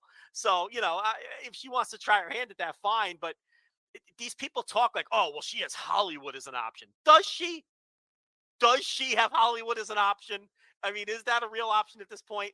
Or did she get a bit role in a series where nobody outside of wrestling gives a shit who that person was in that role? I mean, can we reel back that talk? Yeah, that is kind of wild. Yeah, I don't know. People definitely have taken. I think it's because The Rock and John Cena and Batista did what they did that everybody thinks that, all you have to do to, be convert from a wrestler into a Hollywood superstar is just, do it. Just say, I'm going to do it. But it's not the case. Like, The Rock had to eat a lot of shit for a lot of years until he, became Joe. Like you've mentioned, Batista, he was pretty quick. He was pretty quick down there. But like John Cena, it took a little while for John Cena to get going as well. But like, yeah, all those people were starting from a bit of a higher place, I'd say, than Sasha Banks. Not to say that Sasha Banks isn't a star or whatever. She is a star in wrestling. But yeah, the idea that like she can quit and then immediately she's like the star of these gigantic, blockbuster movies. I mean, let's calm down a little bit. Yeah. I just look. Audrey Hepburn was all me. I'm not going to deny that one. But Doris Day was an inside joke for somebody. I just want to, because they're making fun of me in the chat room now. But I actually looked it up. Doris Day, she died in 2019. She had a great run. Meryl Day. Streep was a timely one. I don't want to get shit for that. Come on, she might be the greatest American actress of all time. I mean, there's nothing wrong with the Meryl Streep. The Audrey Hepburn was all me. Okay, so yesterday, I'll explain the Doris Day reference. Okay, there's nothing more interesting than explaining a joke. Explaining a joke at length. Yes, go ahead, please. I got a text from somebody yesterday that says, and I'm going to read it verbatim. Banks thinks she's going to be a Hollywood star. She had 3 lines in The Mandalorian and thinks she's Doris Day. To which I then buried the person for saying Doris Day. I'm like, Doris Day? Who I think her peak in Hollywood was like a year in 1963 or whatever. You know what I mean? Like, not really even that transcendent of a star. But hey, good run. I mean, she lasted. She lived till be. What do we got here? 97 years old. So good for her. Good for Doris Day.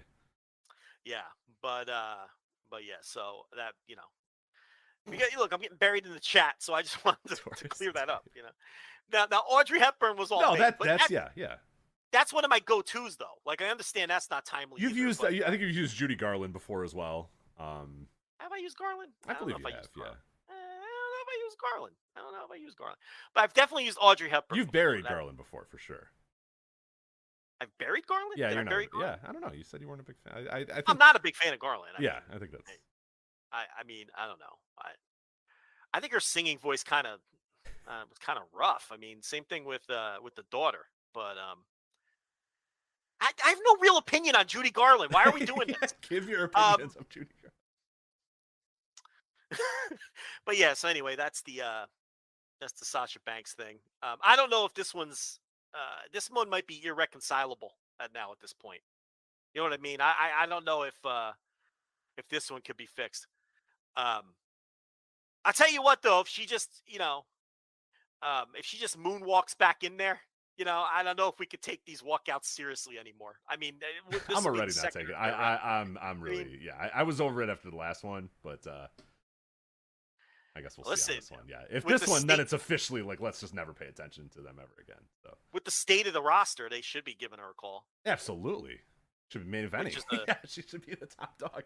I guess that gets us into this one. That's a nice little that's what I do, Rich. Fightful Select. Randy Orton could be sidelined for the rest of 2022 with a back injury that may require surgery. But Joe, the good thing is every single week they have star-making performances that make stars, so they can just use their other stars. So yeah, only live once can main event now because they have stars. Cora Jade can be in the main events. It's just because they have stars. So yeah, Cody is out. Reigns is like, that's not going to work for me, brother, as he strokes his goatee. Yep. Money in the Bank? Yeah, where are we doing it at? The stadium? No, the intimate confines of the MGM Grand Arena. Nah, I'm good. Thank you, though. Randy Orton? Yeah. Hey, The Rock? Banks? You available? Nah, not really. So let's see. Banks, Cody, Roman, Orton. Lesnar fucked off again.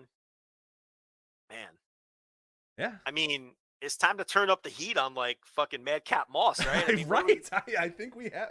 I think we're in that territory now. We're in like, remember when they freaked out and just gave JBL like overnight? They're just like, all right, you're like Tara Ewing from Dallas, and you're gonna win the title. Just go, just do it. Like, and they just did it. You know what I mean? I think they're gonna have to do it with Madcap Moss. They just have to be like, I don't know, fuck it, man. You're the champion. Whatever, just figure it out.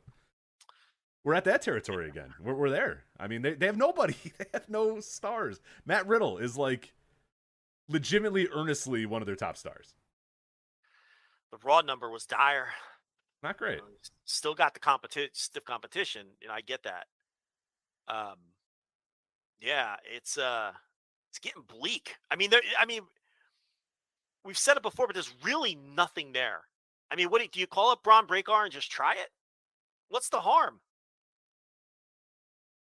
I mean, the last time they called him up, he got crickets. But, I think if you put him on TV for a month straight and you push him, people, then you can see if people are going to take to him or not. Oh, I would certainly choose that over like Bobby Lashley. You know what I mean? Let's do the Bobby Lashley thing again. And it's like, all right, what you're going to get with Bobby Lashley. That's what they're going to do. They're going to do Drew McIntyre and Bobby Lashley and Riddle, maybe Riddle. Edge. New hot babyface Edge, who was obviously a tremendous business success the last time they did that thing. So, yeah.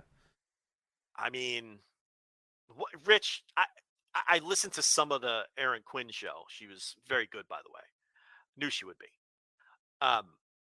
Did you guys address the Edge beating Devitt at the pay-per-view? We did. Yeah, I said it's just, and I saw some people say, well, like, oh, well, they just wanted to get through the pay-per-view, and then, but no, I mean, all you have to do, there's one thing you have to do is say, okay, Cody's out, he's gonna wrestle this night, but we know he's out. All right, we were gonna have Edge, we were gonna have Finn. I keep going back to Devitt with the Finn Balor. Yeah, we're gonna have you Finn, but we're gonna have to switch it around Finn. You're gonna have to bid Edge because Edge, we're gonna turn you and all you had to do. Look, listen. I don't have a problem with turning Edge under these circumstances and trying that again. They need to do something. My problem is, and correct me if I'm wrong because I was away, Cody did not tear this pec during the match on the pay-per-view. No, he arrived at the building. Yes. And said, hey, look at this. And they went, oh, that's pretty bad. All right, that's worse. Okay. Do you want to wrestle or can you wrestle or whatever the conversation was? And he said, sure, but then I have to go away. And they said, yes, you're gonna have to go away for 9 months after this. So I'll wrestle this match, but then you're gonna have to go away. And yes, then they, I mean, again, any other company would get roasted for this for months on end. We would never hear the end of this shit if it happened in another company. This company has Edge pin Finn Balor, and then the next night, Edge's group beats up Edge and says, you can't lead us anymore, and sides with Finn Balor, the guy that he beat at the pay-per-view. The point being, they were aware they needed to replace Cody as the top babyface. Yes. And still booked that match in the manner that they booked it. Correct. When they easily could have changed. I don't know. It's a terrible company. It's awful. So. Yeah. Yeah, it just didn't make any sense. I think I got the result backwards but everyone knew what I meant. I was gone. What do you want from me?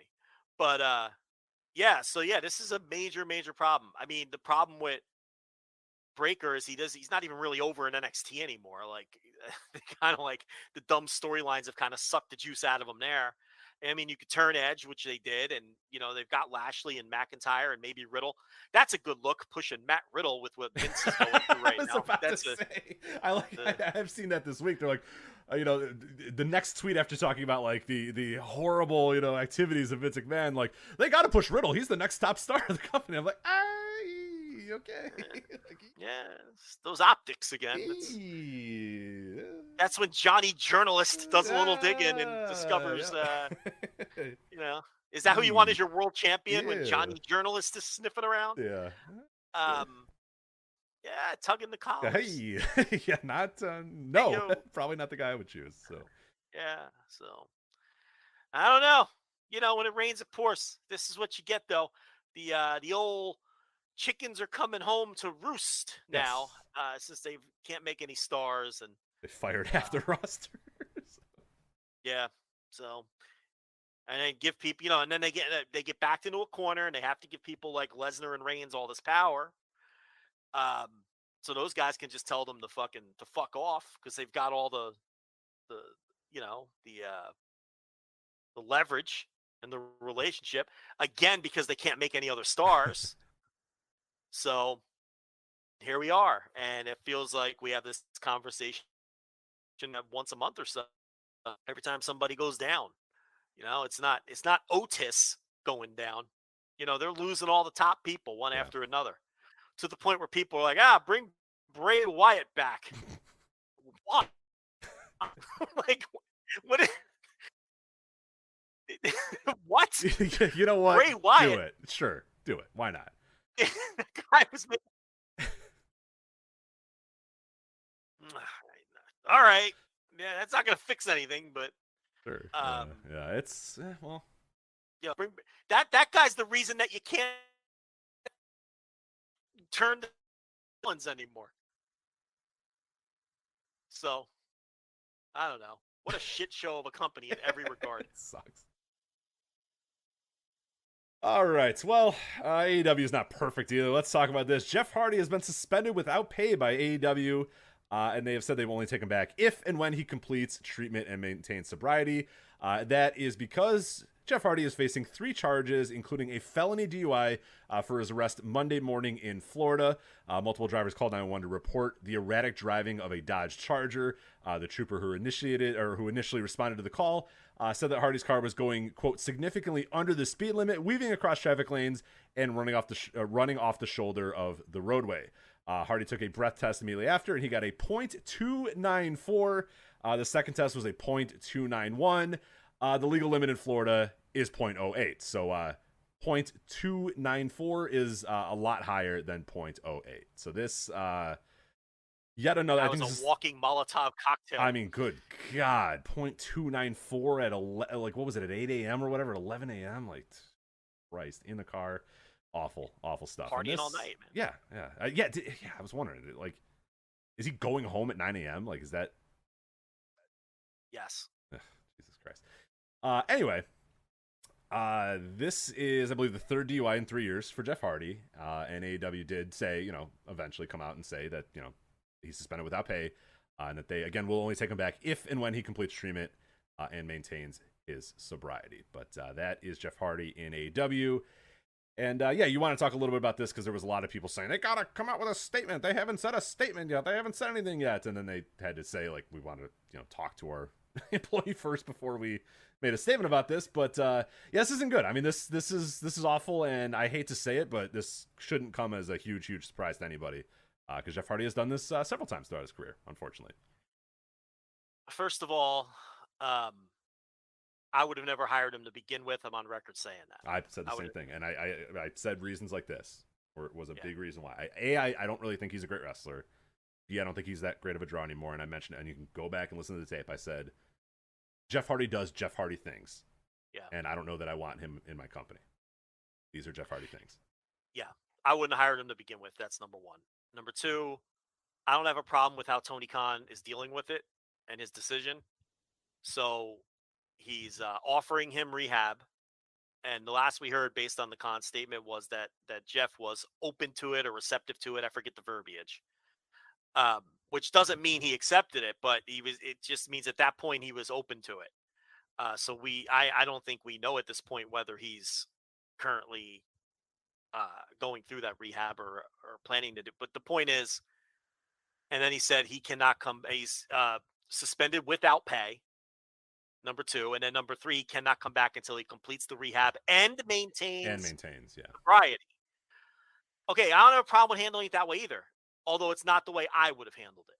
The way I would have handled it, again, look, I wouldn't have hired him to begin with, but I would have handled it this way. I would have offered Jeff Hardy the best rehab that money can buy, because Tony Khan can certainly afford it. I would have offered him the best rehab money could buy, and if Jeff Hardy refused the rehab, I would fire him. And if Jeff Hardy accepted the rehab, I would put him through that rehab until he completes the rehab, and then I would put him on the shelf, pay him his salary until his contract is up, and then wipe my hands of him. That's how I would have handled it. Yeah. If you want to go through the rehab, I will pay for it, and then I will pay you for the duration of your contract if you complete the rehab, but you're never wrestling for me again. That's how I would have done it. I don't have a problem with the path Tony's choosing, but with that said, you know, you're setting yourself up again. And I don't know necessarily if that's helping the man either. But I'll leave that for people who are more well-versed in these sorts of things. But that would have been the path I chose. Tony chose his path. And, you know, as far as, you know, the guy gets arrested and people are almost immediately, you know, calling for AEW to make a statement. I saw one tweet, the silence is deafening. What do people think is, what nefarious thing do people think is going on, right? Relax. Okay, I know you want to go on Twitter and get people to slap like and show how fucking great and virtuous you are. I get it. I understand how social media works. But it really wasn't that long before they finally put a statement out. And when they did, it was because the boss wanted to speak to the man first before he said anything publicly, which is completely reasonable.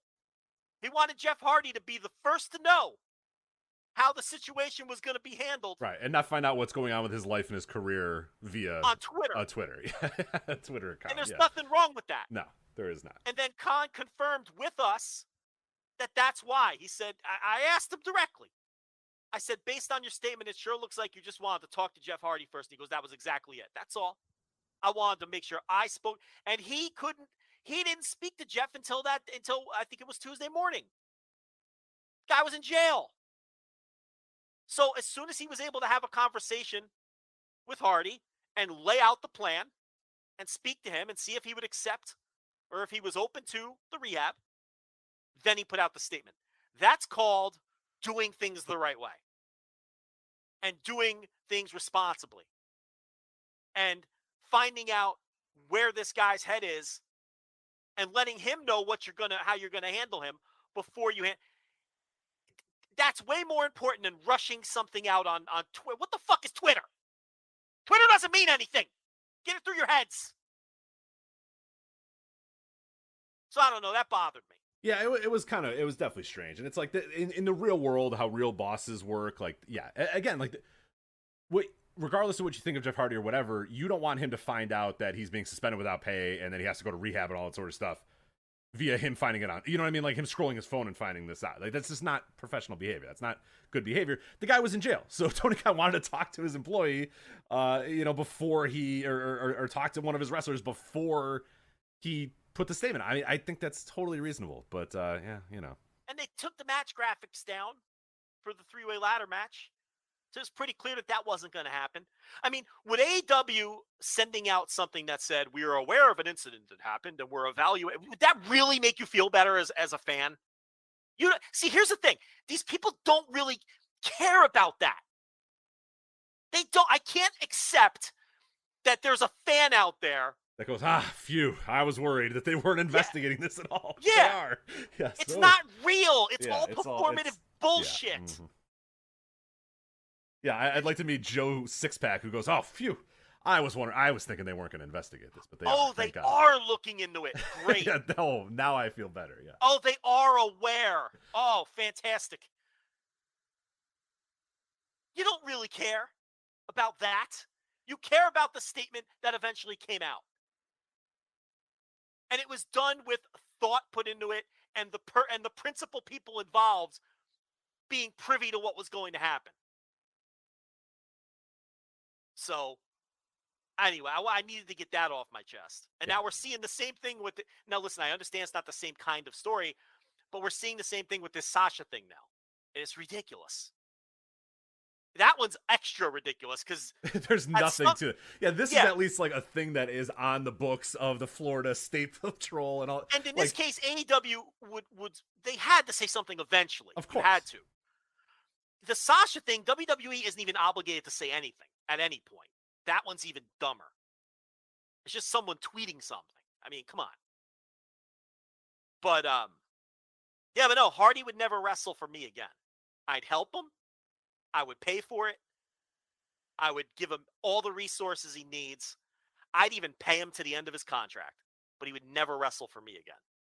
So I don't know. What else is there to say about it? Yeah. Oh, he was pulled off the AAA show. So obviously, so Matt Hardy's going to have a mystery partner against, what is it? Dralistico and I don't mean to put you on the spot. I No, can't that's fine. remember. I'll look it up. So yeah, that's the other kind of trickle down effect, the AAA booking for the Triple Mania Tijuana show this Yeah, weekend. it's Dragon Lee Dralistico. It was supposed to be Dragon Lee and Dralistico against the Hardys. So right now it's Matt Hardy and TBA versus Dragon Lee and Dralistico. Yeah.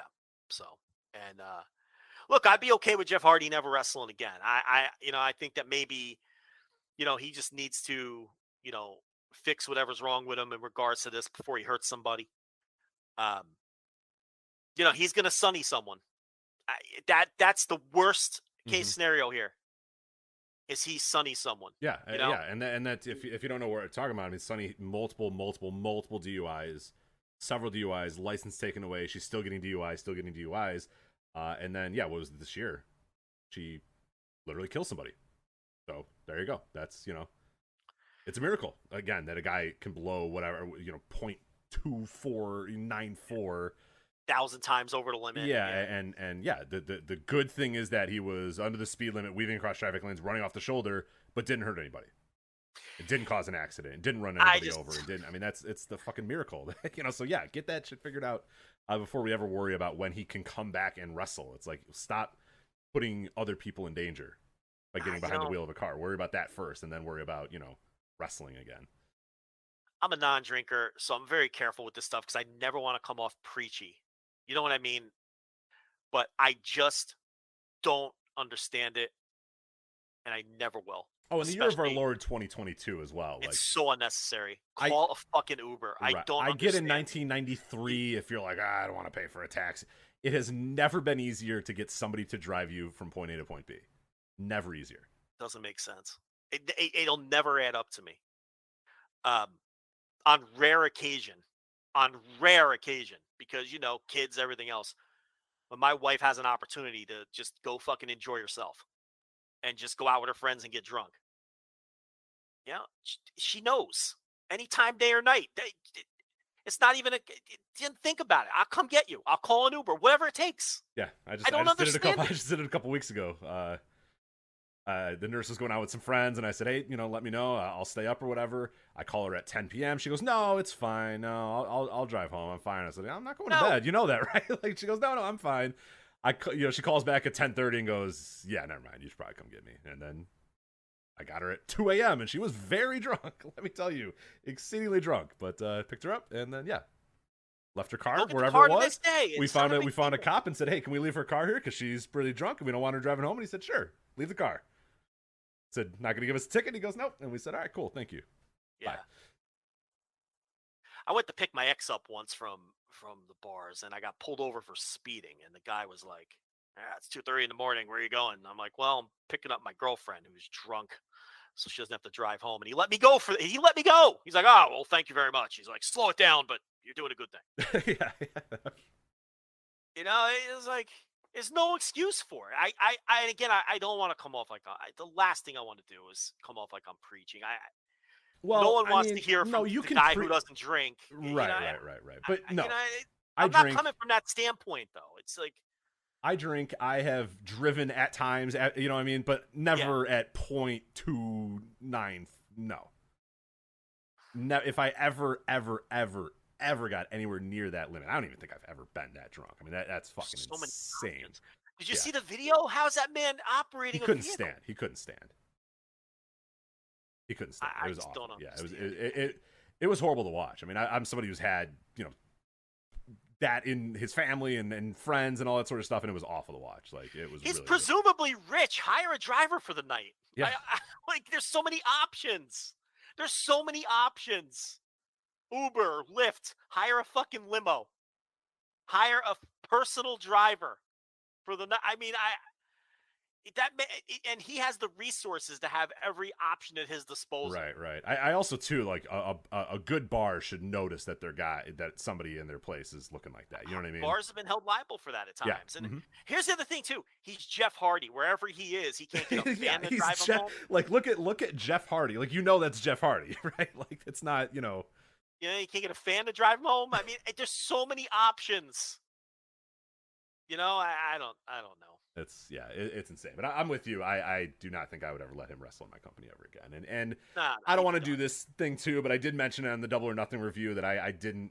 He was very weird in that match, and I didn't buy the knocked loopy thing from the beginning.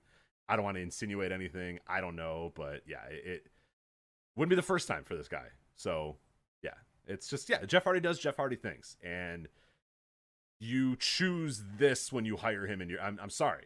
You get the pops, you get the I'm doing the Hardy. You get that, you get the pops, but you also get this stuff. And you have to weigh, is this important?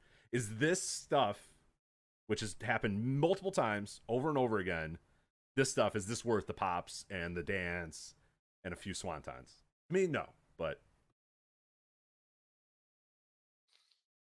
yeah, well, see what happens. There it is. The part of the statement that's interesting though is maintain sobriety. What's that mean? Yeah, how long? What does that mean? What do you have to do to hopefully prove that? Hopefully that gets asked the next time. That I mean, I gotta tell you, you're funny. You're a funny guy. Yeah. Well, Rich, I'm on these calls. I rarely get. Are you excited for Forbidden Door? That will get asked before. Listen. I can only. You can ask. Speak to my customers and my listeners, and that's in my notes. That's my question. What does that mean in regards to Jeff Hardy? Maintain your sobriety. Could you explain what that means? So that, the next time I have I've got to crack at Tony in a public setting like that, in a public, press event, more than likely it'll be, the Forbidden Door call if they do one for Forbidden Door, which should be soon. They typically do one for every pay-per-view.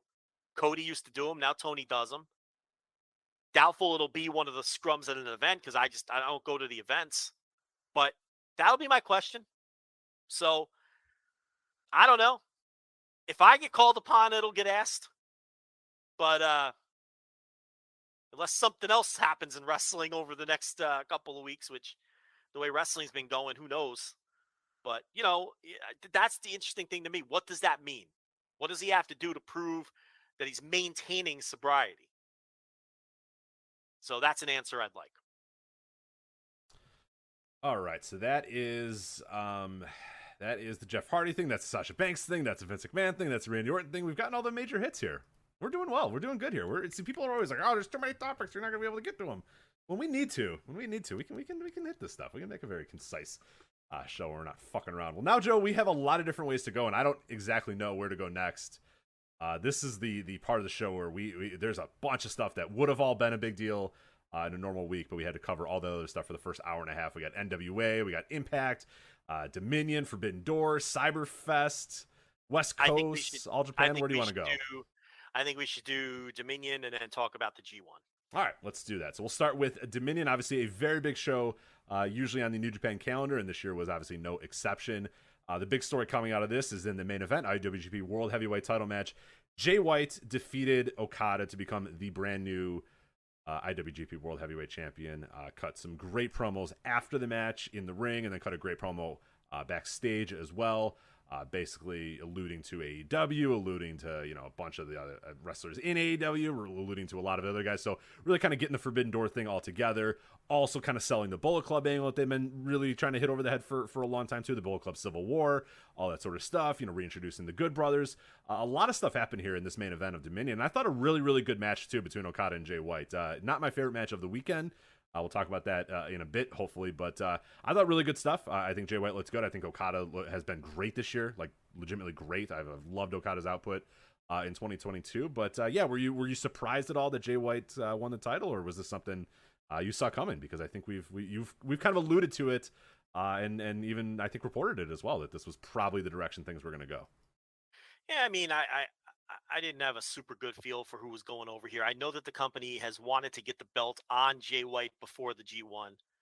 and they were finally able to accomplish that. It was just, White didn't want to come to Japan for a long time. And one of the key components to this Bullet Club Civil War storyline that they have been trying to do and that they finally have kicked off in small doses was getting the world title onto Jay White. And now they have accomplished that. So the one thing with Dominion is it definitely didn't feel like a Dominion. It felt like a wrestling Hinokuni or wrestling like all New Japan Road kind of show in terms of the power of the lineup. Definitely not a typical not a classic powerhouse Dominion lineup. I mean, Dominion's arguably the second biggest show of the year behind Wrestle Kingdom. I guess you can make an argument for King of Pro Wrestling, but I would say it's Dominion more than the G1 final or the King of Pro Wrestling or anything. It's Dominion, same biggest show of the year, typically. And while it did have two very strong matches on paper on the back end and a couple of title matches, in the Tanahashi Goto thing, it's interesting that they moved a lot of their title matches to the upcoming tour, the junior tag team title match. And instead of normally you would just do all of your title matches and all of your big matches on Dominion. So it's a little odd from that standpoint. And the lineup, wasn't the usual powerhouse Dominion lineup. Main event, what'd you think of the actual work between Okada and Jay White? I'd gotten used to, the 20, 25-minute main events that they had started doing again, but it's Jay White, so, you're going to get your 35, what was this, 30? Yeah, it's 36:05. Yeah, I was the same way, too, when Kevin Kelly, I was listening on the English commentary, goes, we just hit the 25-minute mark, and well, Jay White's back, you know what I mean? Because Okada was finishing these things in, 21 minutes and 18 minutes, that sort of stuff. But yeah, when I heard the 25 minutes, I said, whoa, 25 minutes. I went, well, yeah. He's back. Yeah. There we go. It's Jay White main event, but I think he fills the time pretty well. I mean, this didn't feel like egregiously long, but yeah, I would prefer these get tightened up a little bit, but it's probably not going to happen. This is what he does. Look, Jay White tells a long story in the ring, and some people really dig it. I'm hit or miss. There's times I've come on this show and buried his 40-minute matches because they just didn't hold my attention, and there's times where I've said that was very compelling, and I enjoyed every second of it. This one, I'm somewhere in the middle. I thought the work was excellent. I think this was a match they clearly could have shaved some time off of. They didn't need to be as long as it was to tell the story that they told. I thought the closing stretch was very dramatic, but not in the usual New Japan kicking out a finisher kind of dramatic way, in that they really did suck me into Okada, thinking Okada was going on his typical closing stretch there. And then Jay White hitting the switchblade out of nowhere. Jay White, the switchblade is just the perfect counter for Okada's offense. And it always done in a creative way where you don't necessarily see it coming.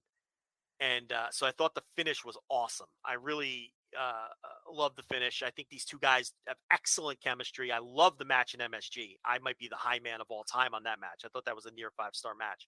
Almost nobody agrees with me, but I just think these guys have unreal chemistry. It was displayed here again. I just think you could have shaved some time off of it. That's all. So Notebook, yeah, of course. I mean, it was too good, but lower level, 4.25, somewhere in that range.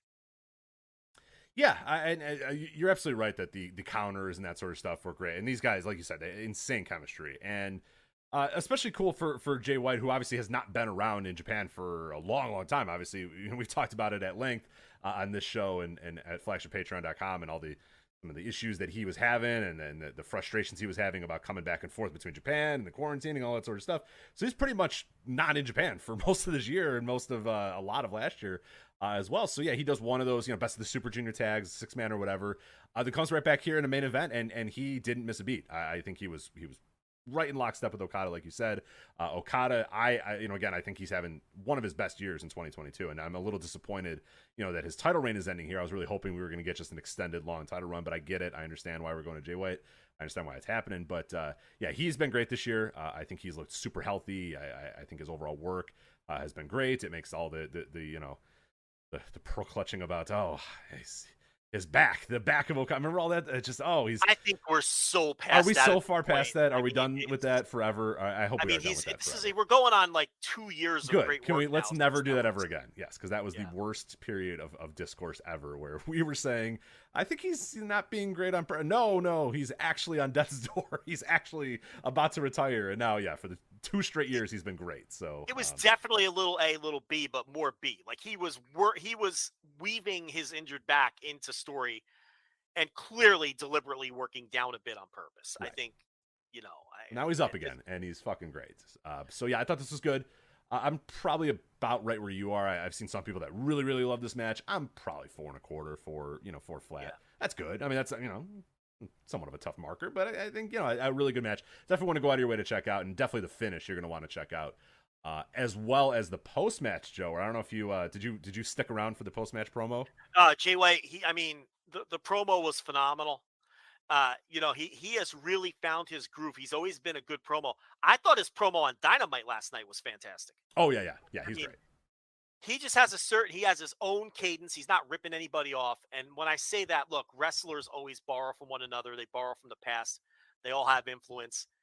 His cadence in his promos is truly unique in his own, which I do think sets him apart to some extent.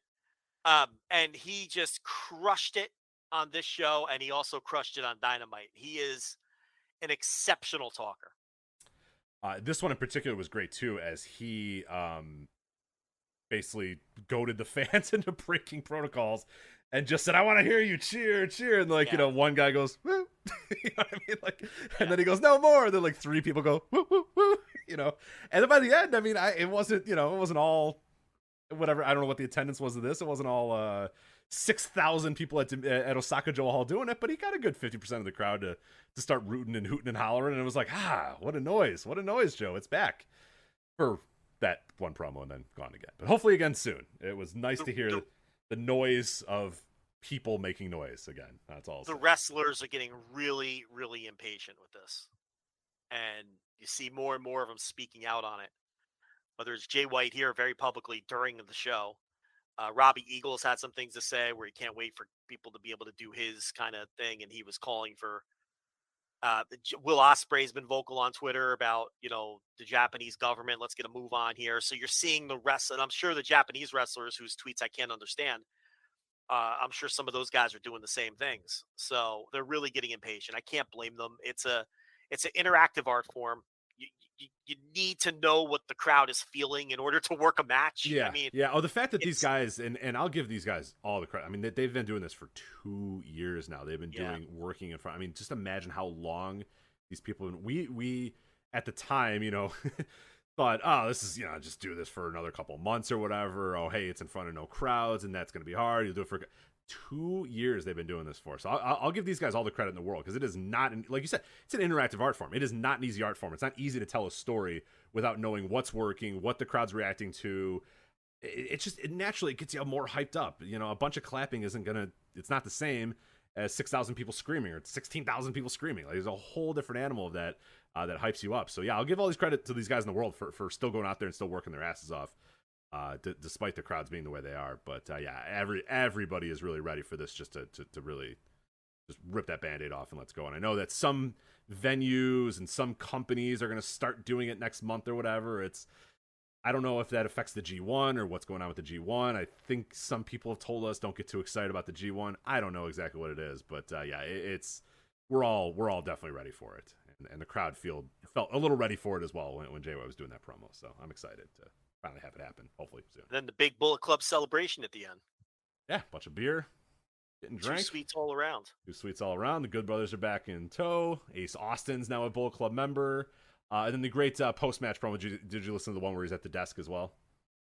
Yeah, of course. Great. Just another great stuff. AEW, I'm the reason AEW, I beat Kenny and then he went to run away. You know what I mean? Good, great stuff. He set up 7 future matches in that one promo, so good for him. I like his new shtick too. He always says he sold out MSG. Now he's saying he sold out Forbidden Door. Yeah, I sold out the United Center. I sold out Madison Square Garden. Single-handedly sold out Madison Square Garden. Right, it's just tremendous stuff. And you know what? He's in the main event, so it's Yeah. He didn't, but he was in the main event of the MSG show, and he was in the main event of it's great heel shtick. Yeah. It's just great stuff. Someone pointed this out on Twitter that when the Bullet Club were all giving the Bullet Club salute and taking their pictures at the end of the show, that the Good Brothers were doing the Elite hand sign. Oh, I didn't see that. Okay. Oh, there we go. See, I like that. That's good little storytelling. It's, subtlety. That's okay. Yeah. I am still embracing the Bullet Club thing for now, because I think Talk to me after the G1. I agree. Can I hold my thoughts until after the G1? Listen, the for now was the key. Yes. phrase. Okay. Thank you. Because I think the Bullet Club I was so over it that anything we've talked about before. I'm into what directions this. Oh, thing dude, is I love go. the Tama Tonga, like hot young babyface is like awesome. I love that shit. It's great. But yeah, and I guess we'll get to that. But they feel different for the first time in like 10 years, so that I can't get upset about. Yeah, and I want to see how it all shakes out. I want to see how the other promotions get involved with it, because it is going to be wide ranging, and little things like that. The little Elite hand sign instead of the Bullet Club hand sign. Those are little Easter eggs that you're going to have to pay attention to. It's certainly more interesting to have Bullet Club warring with each other than it is to just have Bullet Club being Bullet Club. That's the way I'm approaching it. Let's go to some other parts of Dominion here real quick. So the IWGP US Heavyweight Title match. This was the semi-main event, the vacant title. This was strange. So, do you know anything more than what everybody else knows about this? What the hell's going on with this Juice Robinson thing? Oh, the appendicitis, I think it is. Yeah. That's 100% real. He's got appendicitis. It's all okay. Look, I as far as I know, I put a big report behind the paywall on the $5 tier today with how the G1 all came together, and I can tell you that at least. How can I phrase this? At least one wrestler on the roster clearly believes that he's really sick. If that's what you're getting at, yeah. I don't think it's. I don't think that it was like, hey, I'm not going to do business, brother. But are we just like, is it COVID and we're just saying it's appendicitis? The part that was okay. Well, I can tell you this. I can tell you New that Japan. I'm always a little dubious about New Japan injuries. I could tell you though that there was a contingency plan in case he couldn't work G1. Okay. Which tells me that it's probably real. Okay. But I understand your skepticism. Mostly with we don't have the title thing is just strange, right? Like, yeah, the fact that there was no title belt, that was so low rent. I love that Will called it out immediately. He goes, hey, mate, where's the belt, mate? Like, what the no belt? What are we doing, mate? It's just like, as well he should have, because I'm not wrestling without a belt. Yeah, get the hell out of here. They don't have a replica laying around? There's one belt? Why is there only one belt? That's WCW shit right there. What are we doing, New Japan? I don't know what the usual protocol is with Japanese promotions in terms of, because the American promotions have a belt that they use for TV that's all shiny and bright and nice looking, and then a house show belt that like the wrestler carries. Or right, the carry around belt, the one that goes in your bag. There's one in the fucking ring truck that they have many versions of these belts. I guess New Japan doesn't have another version of this fucking belt laying around. They don't sell replica belts. That again, I don't. It's so strange. I don't listen. I'm asking in earnest because I don't buy merch. They don't sell replica belts. I don't know. I don't know either. I'm honest. I don't know. How do you not have another belt laying? That it was so low rent. And here's the thing, and if you knew the guy wasn't going to be there and you knew you weren't going to have a belt, couldn't you have done something to get another fucking belt if you knew this was going to be an issue? That's what I'm saying. That's why a lot of this is weird, and that's why I asked that question. Is the no belt thing just really threw me for a loop? Can he put it in a FedEx box and send it? Now, I see what you're saying. That made you think this is all a work. Like now, Juice Robinson is gonna have the belt and claim that he's still the champ or something. Is that where you're going with this? Sort of. Yes. I'm wondering, is this a short-term thing that they're going to try to turn into a story? Like the no belt thing threw me for an absolute loop. If he's got appendicitis. No problem. He can't defend the title. Like you said, puts in a FedEx box, does whatever. They get the title belt. They have a record belt, whatever. Juice Robinson is stripped of the title. The fact that they come to Dominion and Osaka Joe Hall, have these two men get in the ring, wrestle, and they don't have the belt. It's like, what the fuck's going on? So why does this man not have the belt? If it does end up being part of the storyline, then we recant all of this and we got worked, and that's good because we want to be worked. I'm fine being worked. but it definitely came off low rent for sure, unless they are in fact doing a story. As far as the match, it was neat and tidy. Oh, dude, I mean, more of the. I loved this match because what happens is the bell rang. Will Ospreay ran at him immediately and then basically just assaulted this man for 10 more minutes and then beat him. Yeah, and won the title. It's great. Yeah, I mean, I got to tell you, Sonata didn't get much offense here. No, nor should he. Yeah, I love it. Fine. Who cares? I don't need Sonata offense, to be honest. I like this a lot better. And Ospreay beat him clean as a whistle, so they didn't do any no more referee shenanigans with Ospreay or anything like that. He just won the match and won the title. So, and it was a good, solid match. The back end of the show was very good. Yeah. Because, and I guess we could transition to it, the Carl Anderson Tama Tonga match where Carl Anderson won the Never title. Look, we talked about this several weeks ago. Carl Anderson in New Japan is a solid B-plus wrestler. The effort's there. The performance is there. Everywhere else in the world, he's like a D or a C-. And readily admits as such, too, which is the best part of this weekend.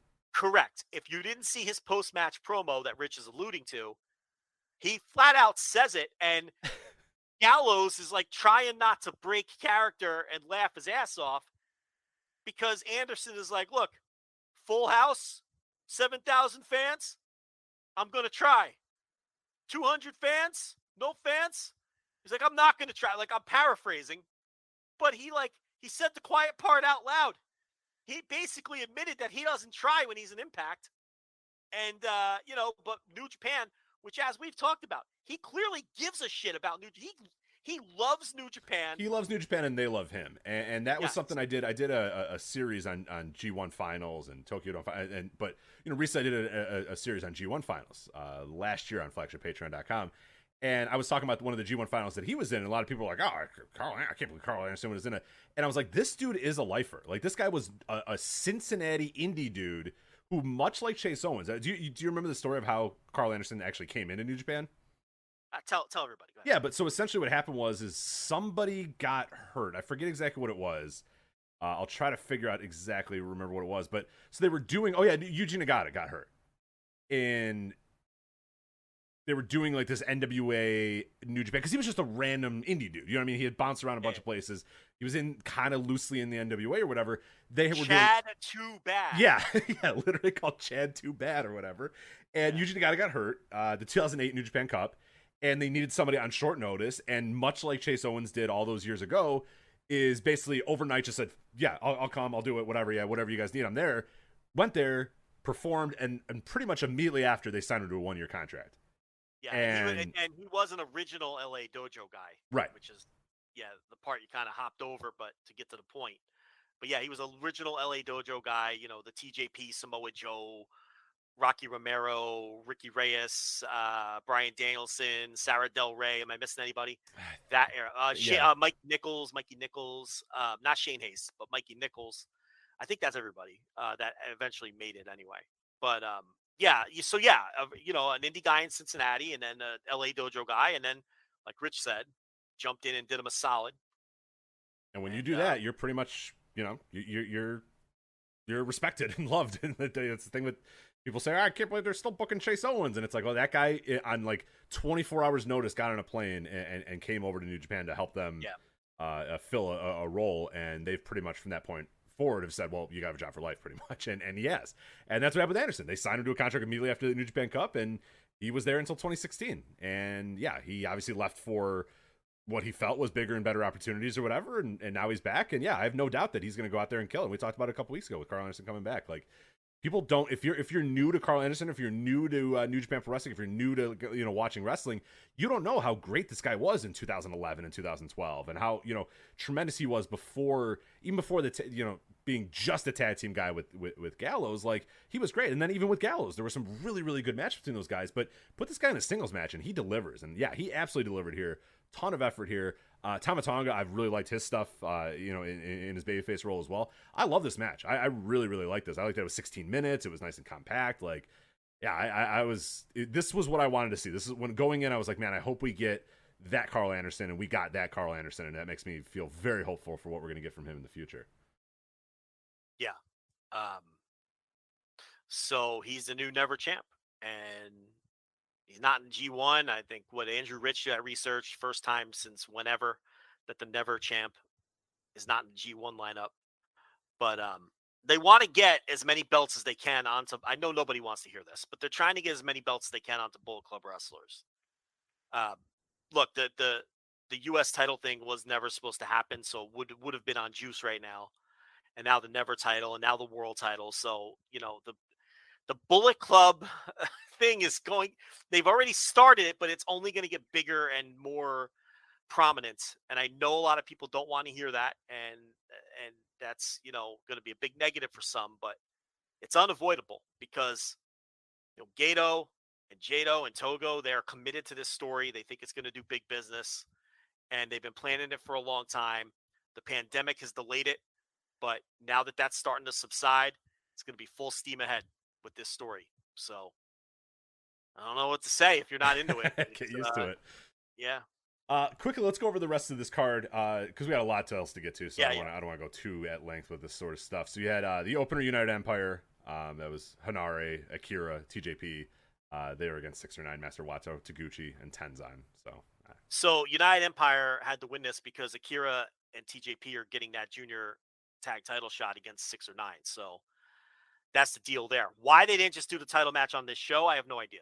Maybe they feel like they have to have more substance on some of the other tour stops. Right. I don't know. But that was the idea behind that. Yeah, in another Dominion world, that match would have just been on this show, and that would have been great to see, but didn't happen. Ace Austin, El Phantasmo, Taiji Ishimori defeat Bushi, Hiromu, and Naito. Yeah, so Ace Austin later, well, he wrestled with the Bullet Club here, so he's part of Bullet Club now. So on the previous show, the Super Junior final show that I don't know if you guys talked about last week or not. He briefly, we touched on it a little bit. He did the turn, so he's a Bullet Club guy, Ace Austin. So, and Bushi obviously took the fall here. So you're gonna have to tell me how this match went. I skipped this one. Toru Yano and Doc Gallows. It only went 4 minutes, which is good, but life is too short to watch any Toru Yano Doc Gallows. Okay, so this was both horrendous and incredible at the same time. That's exactly what I anticipated happening. Okay. Yeah, was this a good wrestling match? Of course it wasn't. Was it fun? Yeah. Did it overstay its welcome? No. You want to do this for 4 minutes? Whatever, man. Yeah, right. I don't want to watch it, but now at least you're not wasting my time now. And and maybe it's because Doc just came back. Listen, ask me in a year and a half if I want to watch Doc Gallows with Toru Yano for 4 minutes. You know what I'm saying? But it's this was. I'd love to come on here and complain about this, but it was completely ineffective. 4 minutes. If it was 14, I could definitely. But yeah, 4 that I could do that. I should have done. I thought it was going to go much longer. If I had known it was only 4 minutes, I probably would have watched it. But I still went dum and said I'm good. So. Yeah, you didn't need to watch. Never openweight 6-man tag team titles. Yeah, I forget these titles even exist in this company a lot. House of Torture, Evil, Sho, and Yujiro Takahashi defeat El Desperado, Yoshinobu Kanemaru, and Zack Sabre Jr. They retain the titles. Another title centered around Bullet Club. Yeah. So that's kind of the idea here. There wasn't much to this, and easily skippable. But there is one less title surrounded around Bullet Club, which I got to talk about this a little bit. The booking of this is just it's perfectly New Japan tag team booking, so I shouldn't get mad at it because it's exactly what they do and we should expect it. But IWGP tag team titles: the United Empire, Great O'Khan and Jeff Cobb defeat the Bullet Club team of Bad Luck Fale and Chase Owens, so they get the titles back. They had won them in April, then they had lost them at Dontaku, and now they win them back here at Dominion. I mean, I told people months and months ago that Chase Owens was going to get pushed this year for all the reasons you talked about before, not only just for saving their ass on short notice, but they feel like during his many years in New Japan that he's just been a hard worker that keeps his head down and does everything he's asked. The office loves this guy. Okay. And winning these tag team titles and doing this quickie switch is part of his push. And, he's in the G1 field. And part of it, too, was to establish Fale and Chase Owens as kind of legitimize them a little before the G1 tour as well. But yeah, that's Now the match was horrendous. This was not a good match at all. Fale is absolutely. It's bad. It's He's a problem. So bad. That period where he got himself in shape and felt like he was trying a little bit. He is absolutely not trying anymore again, and he's absolutely not in shape. And he's kind of an embarrassment. I honestly would be embarrassed, especially with this roster and how many people they have on this roster. It's how many great talents they have on this roster. To me, it's just embarrassing to see him come out there. Yeah, I mean, that's indie scummer. He's an indie scummer bullshit guy. You know what I mean? Like this is crap. Yeah, I mean, the thing is, he knows he's not going anywhere because they got ties with his dojo in New Zealand and all that. Yeah. It's but yeah, he's pretty useless at this point. Someone in the chat said, "Wouldn't you be annoyed if you're Impact if Carl Anderson, makes those kind of comments?" Yeah. I mean, if I'm Impact, I fire him. Yeah. I don't use him anymore. Right. I'm very upset. I mean, that's grounds for, okay, we're no longer, I think their contracts are either up or going to be up shortly, I think, if I'm not mistaken. But yeah, I mean, you can't, we're talking about Fale. When Fale, what was that t-shirt he wore? Like oh my God. I wrote about it in the ebook for I had 7 paragraphs on how much I fucking hated that shirt. It was in the vein of the old Al Snow. Yeah, it was like pin me, pay me, don't care. Job Squad. Yeah, I don't remember exactly what the shirt said, but it was a kayfabe breaking, I don't give a shit about my job, I don't care if I lose all my matches. And he wore that in a New Japan match. He would have never worked for me again. I'm sorry. It's the same thing. Like, if I'm Impact, no, I'm not booking Carl Anderson. Right. Anymore. Yes, Impact is well in the rights to say, hey, dude, fuck off. You're done. Yeah, that's no, they should be pissed for sure. I mean, I don't think, expecting someone to give a modicum of a shit about their job isn't outrageous. No, you should say, I don't try for your company. Yeah, no, I would probably. I know everybody's a Wikipedia Karl Marx pager communist now, but giving a modicum of a shit about your job is not an outrageous expectation. I'm sorry, it's not. I wouldn't use these people anymore. So anyway, yeah, the match was not good. I can't find the Fale shirt, but I'd have to go back into an old ebook because I wrote it's so long about it. I wrote a lot. Interim AEW World Title Eliminator match. Interim AEW World Title Eliminator match. Hiroshi Tanahashi defeating Hiroki Goto. God damn it. My dreams of Hiroki Goto main eventing Forbidden Door have been dashed. So it's going to be Tanahashi, turns out Mox versus Tanahashi will sell more pay-per-views than Hiroki Goto versus Moxley. Surprisingly. So, yeah. Surprising. Bullshit. This is garbage. My best description imagine of this imagine the Goto theme song at the United Center. I like Goto. With like a full orchestra playing it or whatever, and then just goes out there, fucking Dodon, 1, 2, 3. Let me tell you something. I think Goto and Mox would knock the shit out of each other. Fuck yeah, it would rule. The best way I could describe this match if someone didn't see it is it was a solid American television match. Yeah, they didn't overstep their boundaries whatsoever. 12 minutes, in and out. Yeah, not too. Right guy won. They did what they had to do. And that was that. So it was fine.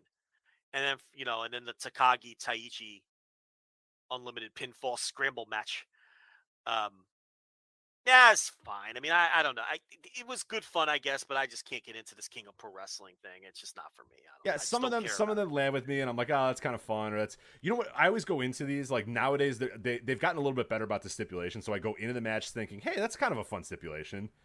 But then pretty quickly thereafter, I'm like, I don't really care anymore. You know what I mean? Like the match starts, and I'm just kind of like, yeah, I don't really. It's kind of I just like wrestling matches. I'm sorry. So. I try to sell myself. I try to get into them, and then very quickly I'm just like, rather see guys wrestle. So kill me. Anyway, let's talk about the G1 32 starting on July 16th, running through August 18th. You have some exclusive details at flagshippatreon.com.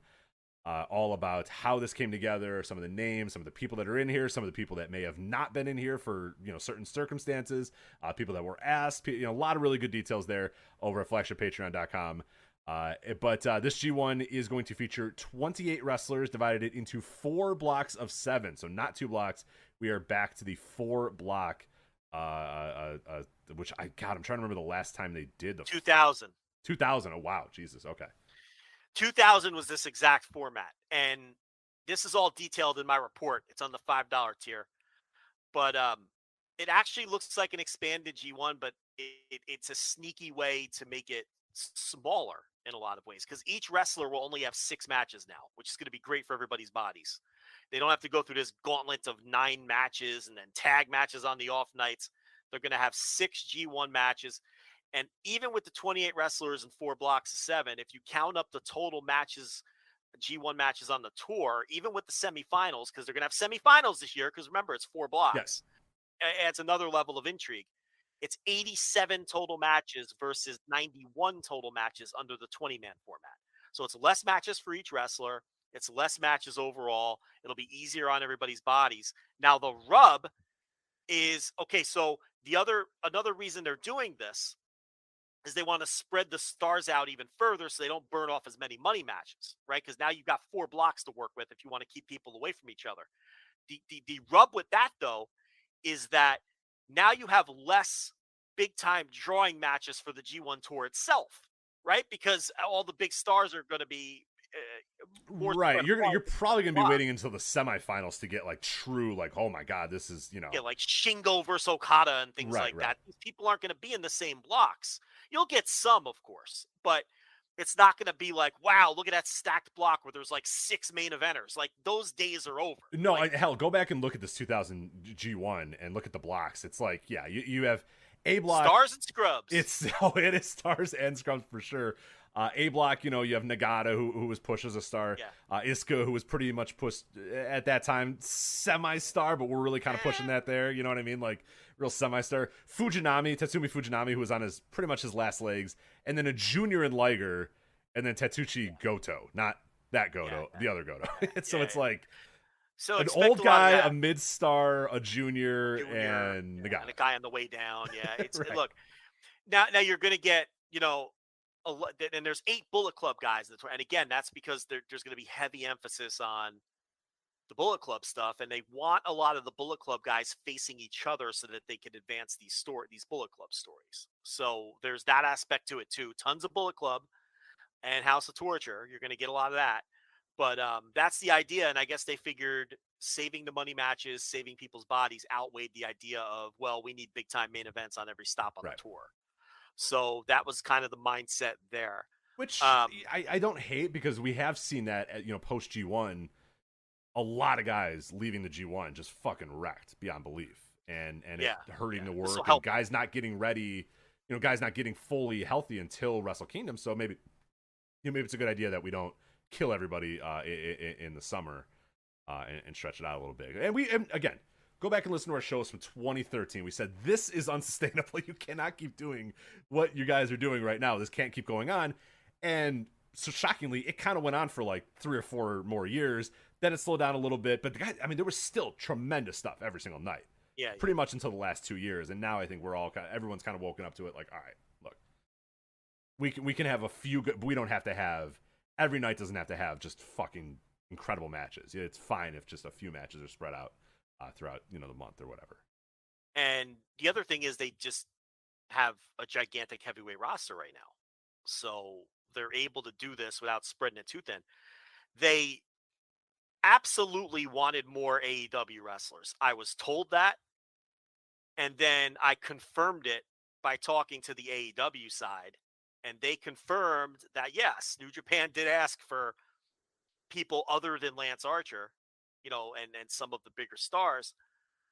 But with the state of AEW right now, with all of these injuries, CM Punk, Adam Cole, who's resting up before Forbidden Door with that shoulder thing, Bryan Danielson, which he's got this mystery element that, they're not talking about, that it wasn't feasible for them to give up other major stars for, 4 or 5 weeks in the middle of the summer with the injury issues they're having. So that was the deal there. It's not that New Japan didn't want, because they absolutely did want more AEW wrestlers. The problem was AEW was unable to accommodate them. Right.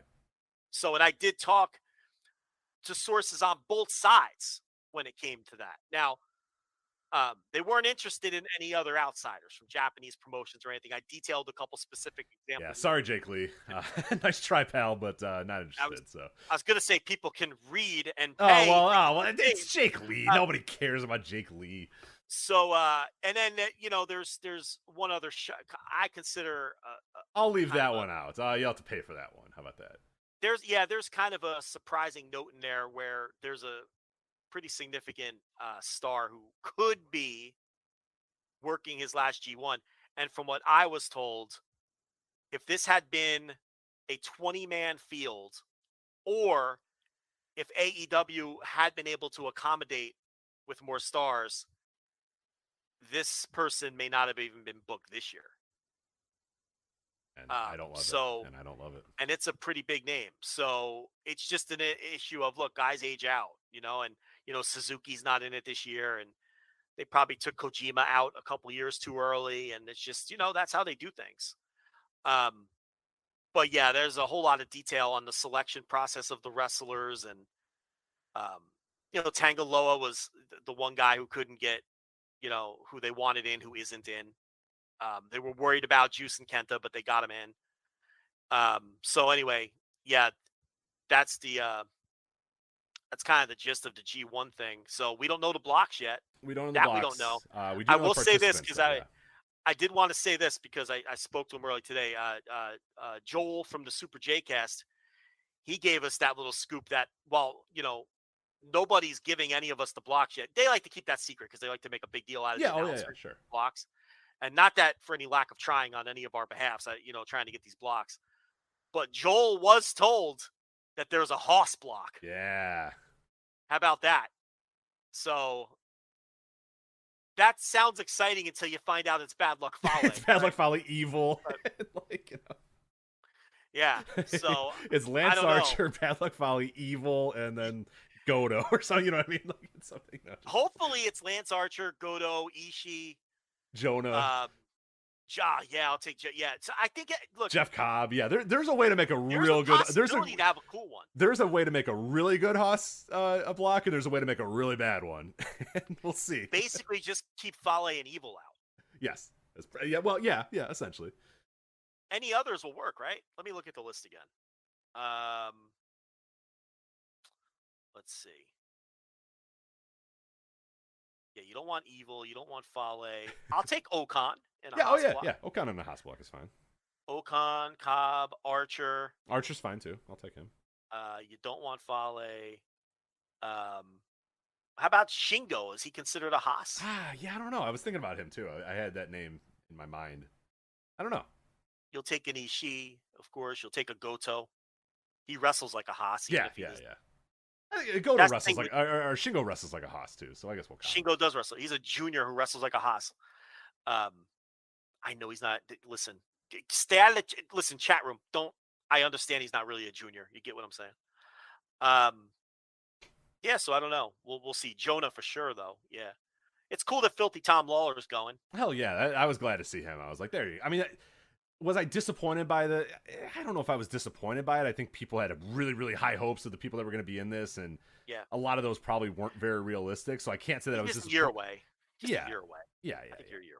But from the big time AEW. Look, you would have had more if they didn't have injury issues. Right.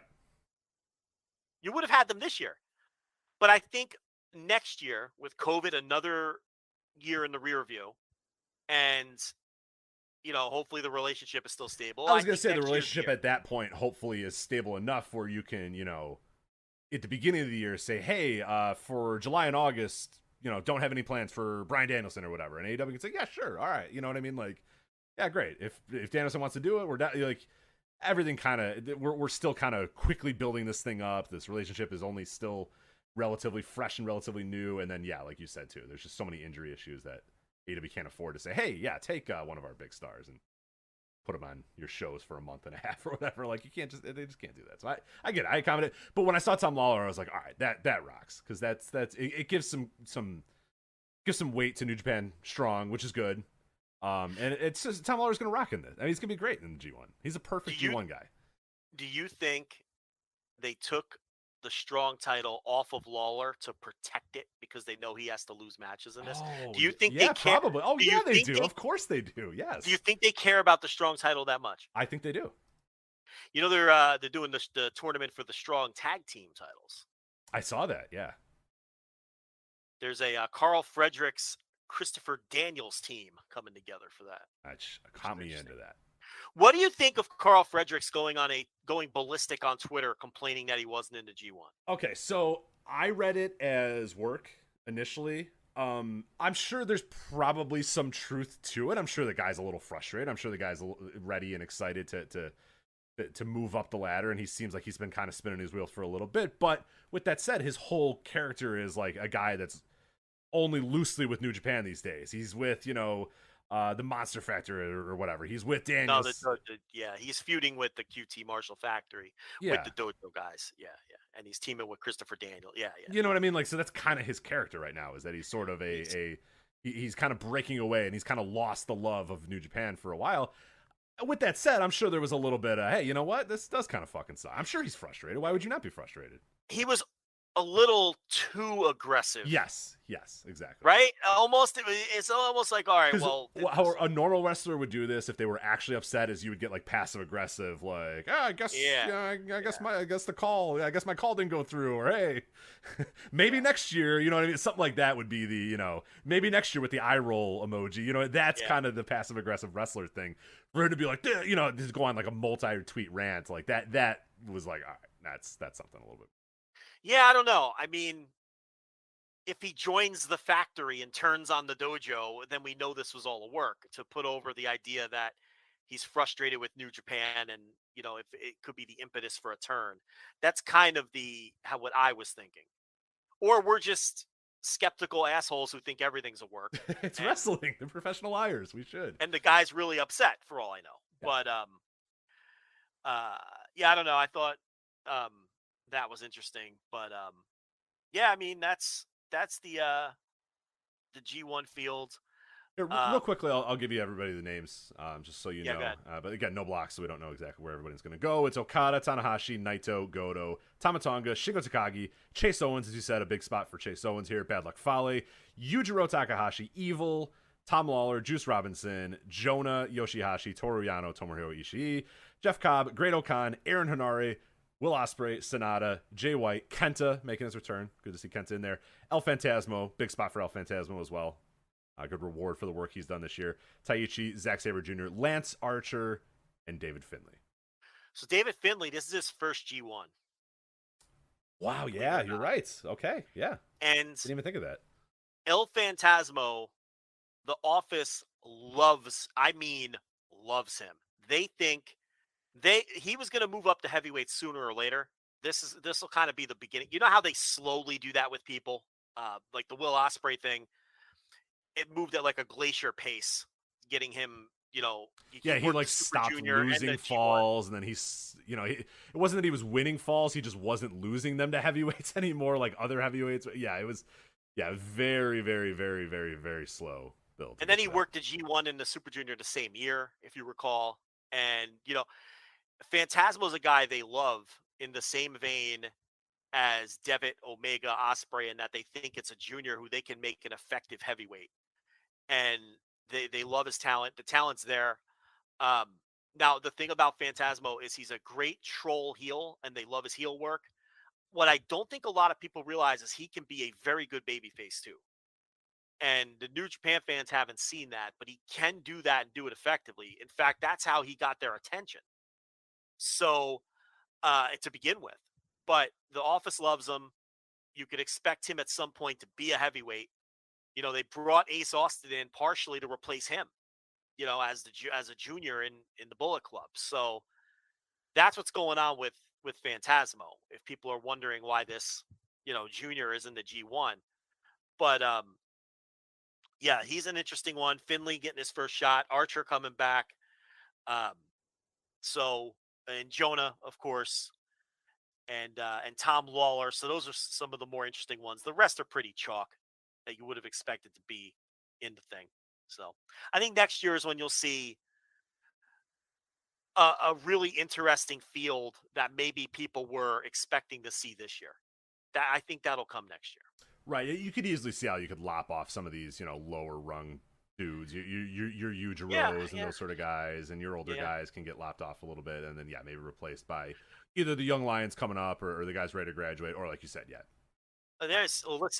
There won't be a need for as many Bullet Club people next year, because the reason there's so many Bullet Club is they want to do this story.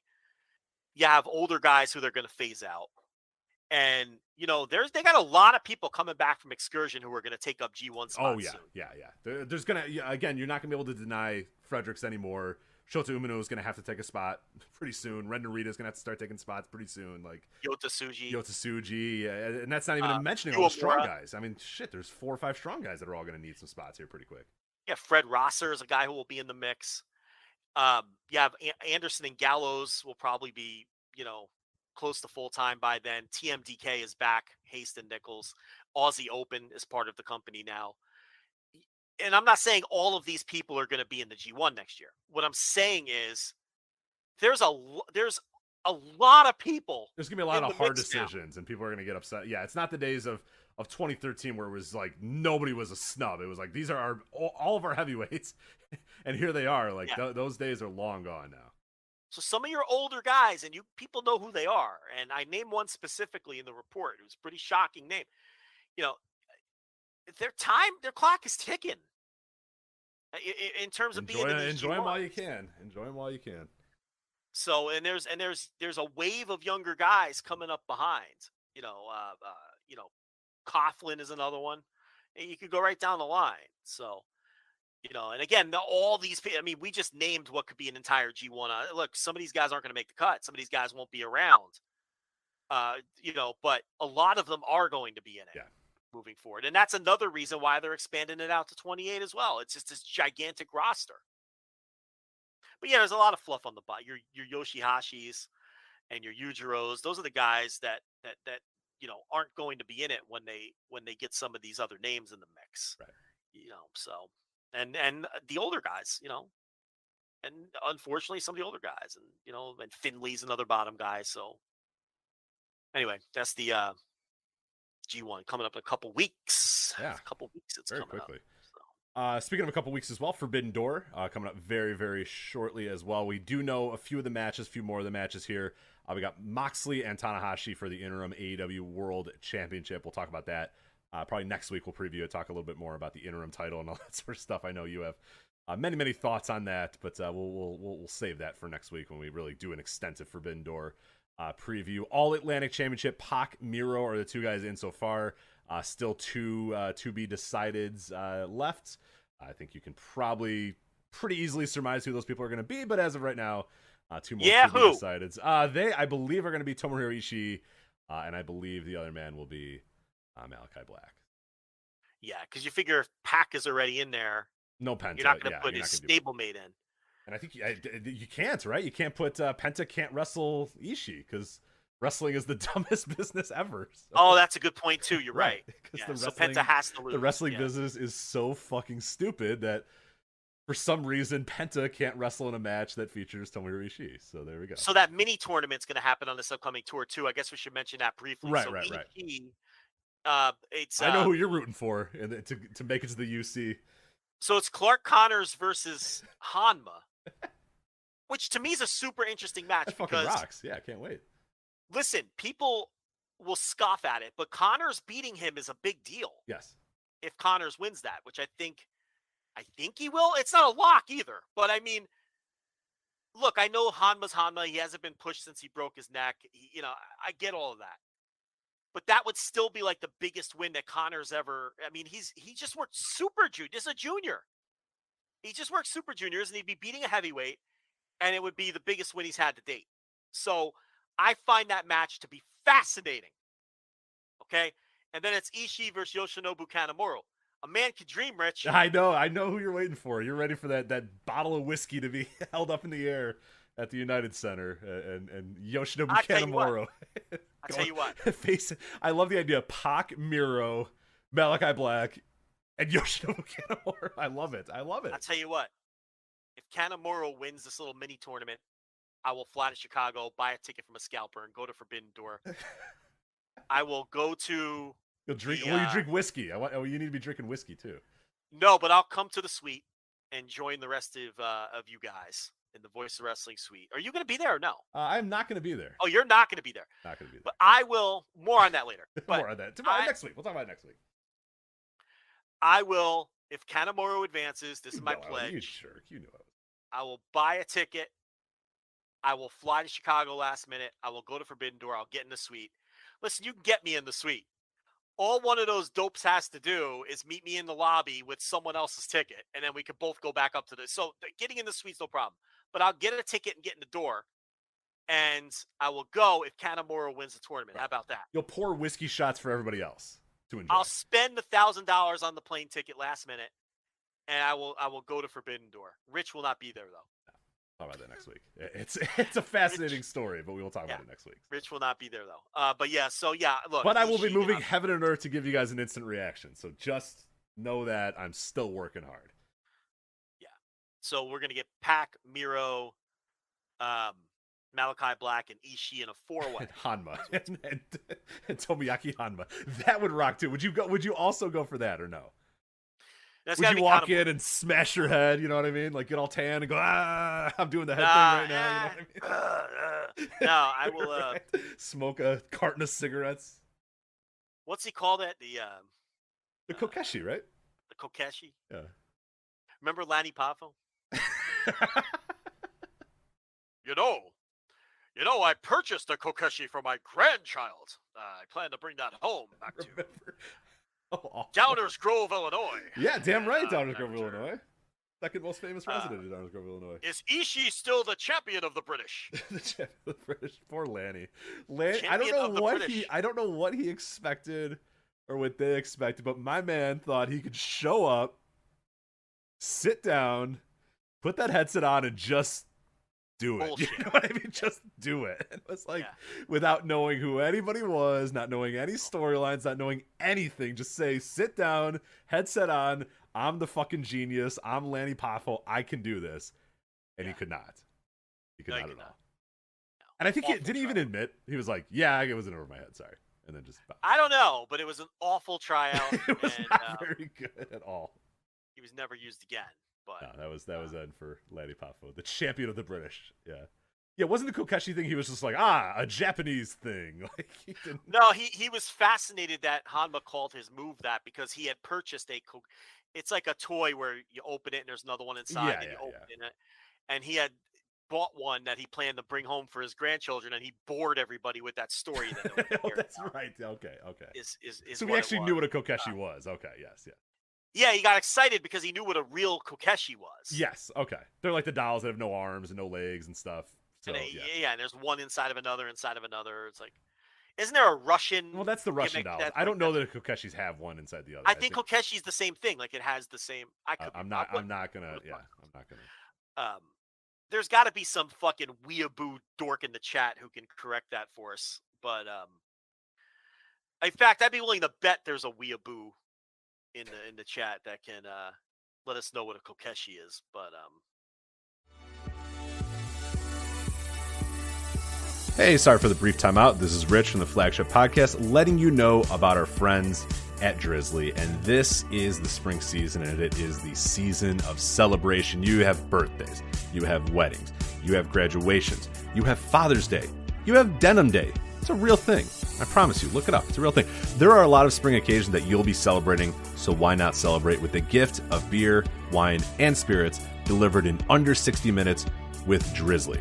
You're right. It's flawless logic. Right now, Drizzly is giving all new customers $5 off their first order with the code SPRING5. Just download the Drizzly app or go to drizzly.com. That's DRIZLY.com and use that promo code SPRING5 for $5 off your very first order. Drizzly, if you do not know, is the most convenient way to buy beer, wine, and spirits with delivery to your doorstep in under 60 minutes. It is far and away the #1 app for alcohol delivery.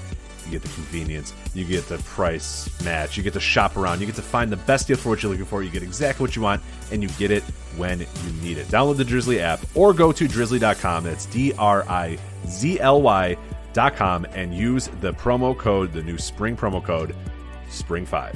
You're going to use that to get $5 off your very first Drizzly order. Again, download the Drizzly app or go to drizzly.com. That's DRIZLY.com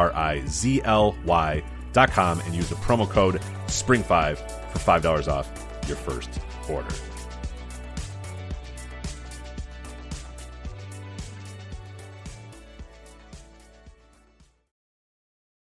It's time to roll out the red carpet for, well, new carpet. Right now at the Home Depot. Choose from hundreds of styles and colors from top brands. Plus, get free installation. So whether you want to brighten up your bedroom, add a little more cushion to your living room, or, yes, add some VIP flair to your hallway, you can get the perfect carpet to match your mood with free installation from the Home Depot. How doers get more done. Minimum purchase of $4.99. Exclusions apply. U.S. only. See store for details. Yeah, so what? All right, what else is there? All right, so then we have Minoru Suzuki, Chris Jericho. Okay. Minoru Suzuki, Chris Jericho, and Sammy Guevara versus Wheeler Yuta, Shota Umino, and Eddie Kingston. So set up last night on that. Yep. Thunder Rosa versus Toni Storm, AEW Women's World Championship match. So just a random AEW match thrown in there. I'm sure there'll be maybe a few random New Japan matches in there too. We'll see. I'm shocked that master politicker Britt Baker didn't get in the way of this. Why do people think that? Like, when did master politicker Britt Baker become a thing? I don't know anymore. I've lost track. Is there more of a chasm between reality and what Twitter says than with Britt Baker and Adam Cole? No. There's no more chasm of reality in Twitter than what between like AEW too. Like it's the but yeah, Britt Baker is just like I don't. This evil mastermind holding everybody down. Nobody likes basically the modern Fabulous Moolah. Britt Baker is basically the modern Moolah in all senses. So. You would think based on Twitter that Adam Cole and Britt Baker are the two most disliked wrestlers on the roster with total go-away heat. Meanwhile, Adam Cole still gets explosive reactions in every building, still pops every quarter hour he's in, and Britt Baker is a genuine star in the company who, even as a heel, the fans enjoy. But if you strictly followed the company through Twitter, no one likes Adam Cole, and Britt Baker is, I don't even know where this came from, a master politician holding down the entire division. I don't understand. Well, didn't she do a job for a woman she hates? I think she did, yeah. Wouldn't she have refused that one? I would have said of all the ones to refuse, that one against Thunder would have been probably the one to refuse, and she didn't. So she's putting over Toni Storm. She's the only star in that division outside of Cargill. And Cargill and Britt's putting people over. Cargill can't put people over yet. So don't twist my words.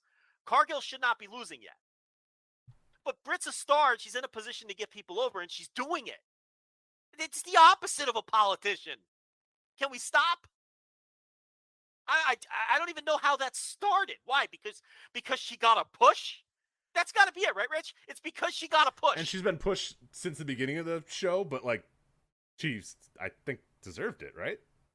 She got over. She got massively over. She got over. Star. You get over, you get pushed. That's how it works. Yeah, sorry, but yeah, that's how it works. So. I don't care if you're a Twitter dork and you don't like her. If you get over, you get pushed. That's how it works. And it was hard to get over because she bombed. Yeah, she bombed disastrously at the beginning. And then got over as a heel and earned that push. And now is paying it forward, putting people over. Why do people think she's like this politician? How did this happen? I don't even know how it happened, where it started. My God. And people have been out to lunch on Cole. And listen, we don't even love watching Cole. I do not like Adam Cole. I have never liked him, but I can also address. Be honest about it. What he offers to a company. For God's sake. Anyway, and Thunder Rosa Toni Storm, I think can be an excellent. Oh yeah. I can't wait for that one. Title match on that show. Yeah, that sounds awesome for sure. Yeah. And then the final match: Will Ospreay versus Orange Cassidy, of course. Okay, so not the opponent I'd pick, but this will probably be the match of the show. I mean, I have to see the rest of the card. Can't you see this stealing the show? Oh, yeah. I mean, I could see this match stealing the show. Yeah, it's Will, and it's 2022, and he's fucking incredible, so, yeah. I mean, yeah, and Orange Cassidy, and Orange Cassidy can go. When you need Orange Cassidy to go, he can go. And he's had some great matches in AEW. He has, and I think the juxtaposition of him with Will, a little bit of the comedy, but then when he's going to shrug off the comedy and get going, then he's going to get going, and he can absolutely deliver. So the comedy with him is so overrated in this company anyway. He doesn't do the indie spots. Right. And the people don't sell the indie spots either. They do it, and then they look at him like an idiot, and then they do a move to him, Yeah. And he's had great matches with people like Pac and everything else. So you put him in a mimosa match, you can go kick rocks. But I have no doubt this is going to be great. No. The only minor question is he's coming off an injury. Well, both of them are really, but we know that Will, it's not a factor because he just had a great match with Bald. But Orange Cassidy, I don't think will. We don't know how he's going to respond to that. Yeah, I forget if he was on Rampage or is he in that match or no? I don't know. I don't know. Yeah, I try to not look at Rampage spoilers, so I don't know. Okay, so if you're in the chat, don't spoil Rich. Yeah, please don't. But the point is, that's the only question, right? Hey, Golden State's going to win the title. How many? I have to ask you a serious question. Yeah. What do you got? How many times have we done the flagship in the series deciding game of the NBA Finals? So Every many. fucking year. Every year, and I hate you for it because it always comes up on a Thursday, and it sucks because I like to watch the final few minutes, and I'm watching it now. I like to listen to the final few minutes of the NBA Finals, but see, having it on when we're doing this is not the same as watching it. No, exactly, and it has been since I'm pretty sure when they won their first title. I told you I can't do the flagship that week. That's when we had the ability to just not do it. You know what I mean? Now we don't, and I feel like the last 5 years I've had to fucking watch it while we're doing the flagship here. Yeah, but I'd like to study that of how many NBA Finals ended on a Thursday or a Wednesday. The fucking clincher happens every year when we're doing this show. Yeah. I'm sitting here rooting for Boston because I'm like, I want to watch Game 7. Right, just so I can get one more game here because it's over. Yeah, basketball's done now. I'm gonna talk to you, and then I'm gonna be done with this, and the basketball's done, and I got nothing to do. I have no dog in the fight. I just wanted to watch the clincher at my own leisure with a fucking lemonade in my hand. But it's gonna end tonight. Yeah. Well, they're up 10 with 4 minutes. I guess it's not over. It's not over, but I would. I mean, I can't put it in the Sharpie, but that's a Seth Davis gimmick from the NCAA tournament. In case you didn't know, he does the Sharpie gimmick on Twitter when only one time has he declared, because he writes the name of the winner in Sharpie. What he basically is saying is this one's over, folks. Okay. For each game. So for every game of the NCAA tournament, he does a gimmick on Twitter where when he feels the game is over, he marks it down in Sharpie and tweets it out. Okay. Right? Only one time has he been burned by declaring a winner and then the other team won. I'm not putting this one in the Sharpie. We're 12 with 12 points, 3.5. I think we're probably. You ready to Sharpie this one? Okay, so I can confirm by quick real research, 2019 was on a Thursday. That was Raptors Warriors. I do remember that one. Yeah. We definitely did a show then. 2020, that was the bubble year. We didn't do a show that day. I was driving from Colorado or something like that. So I remember listening to that one. That one was the nurse's fault, not my fault. No, that was just a normal. Yeah, that was fine though. The bubble finals, I didn't really care that much about. Yeah, fuck the Lakers. Yeah, and fuck the Lakers. June. Man, 2018 was a Friday. Nah. All right, maybe it didn't happen as much, but it has happened quite a few times. It's happening like today. Happened. It happened in 2019 for sure. Yeah. I'm quickly Googling all these other dates as well to see. I'm positive it was going to happen on 2014, and I stopped it. Pretty sure in 2016 it happened as well. So yeah, it happens quite a lot. Sucks. Yeah, it's happened many times. Happened in the World Series a couple years ago too. I didn't like that either because I like to listen to no matter what the sports league is. I do this even with the NHL. When I know that the game is like when the series is about to end, I want to listen to the final few minutes of the series, or the final few minutes of the season. I don't care about the NHL, but like I want to, see the final thing. Yeah.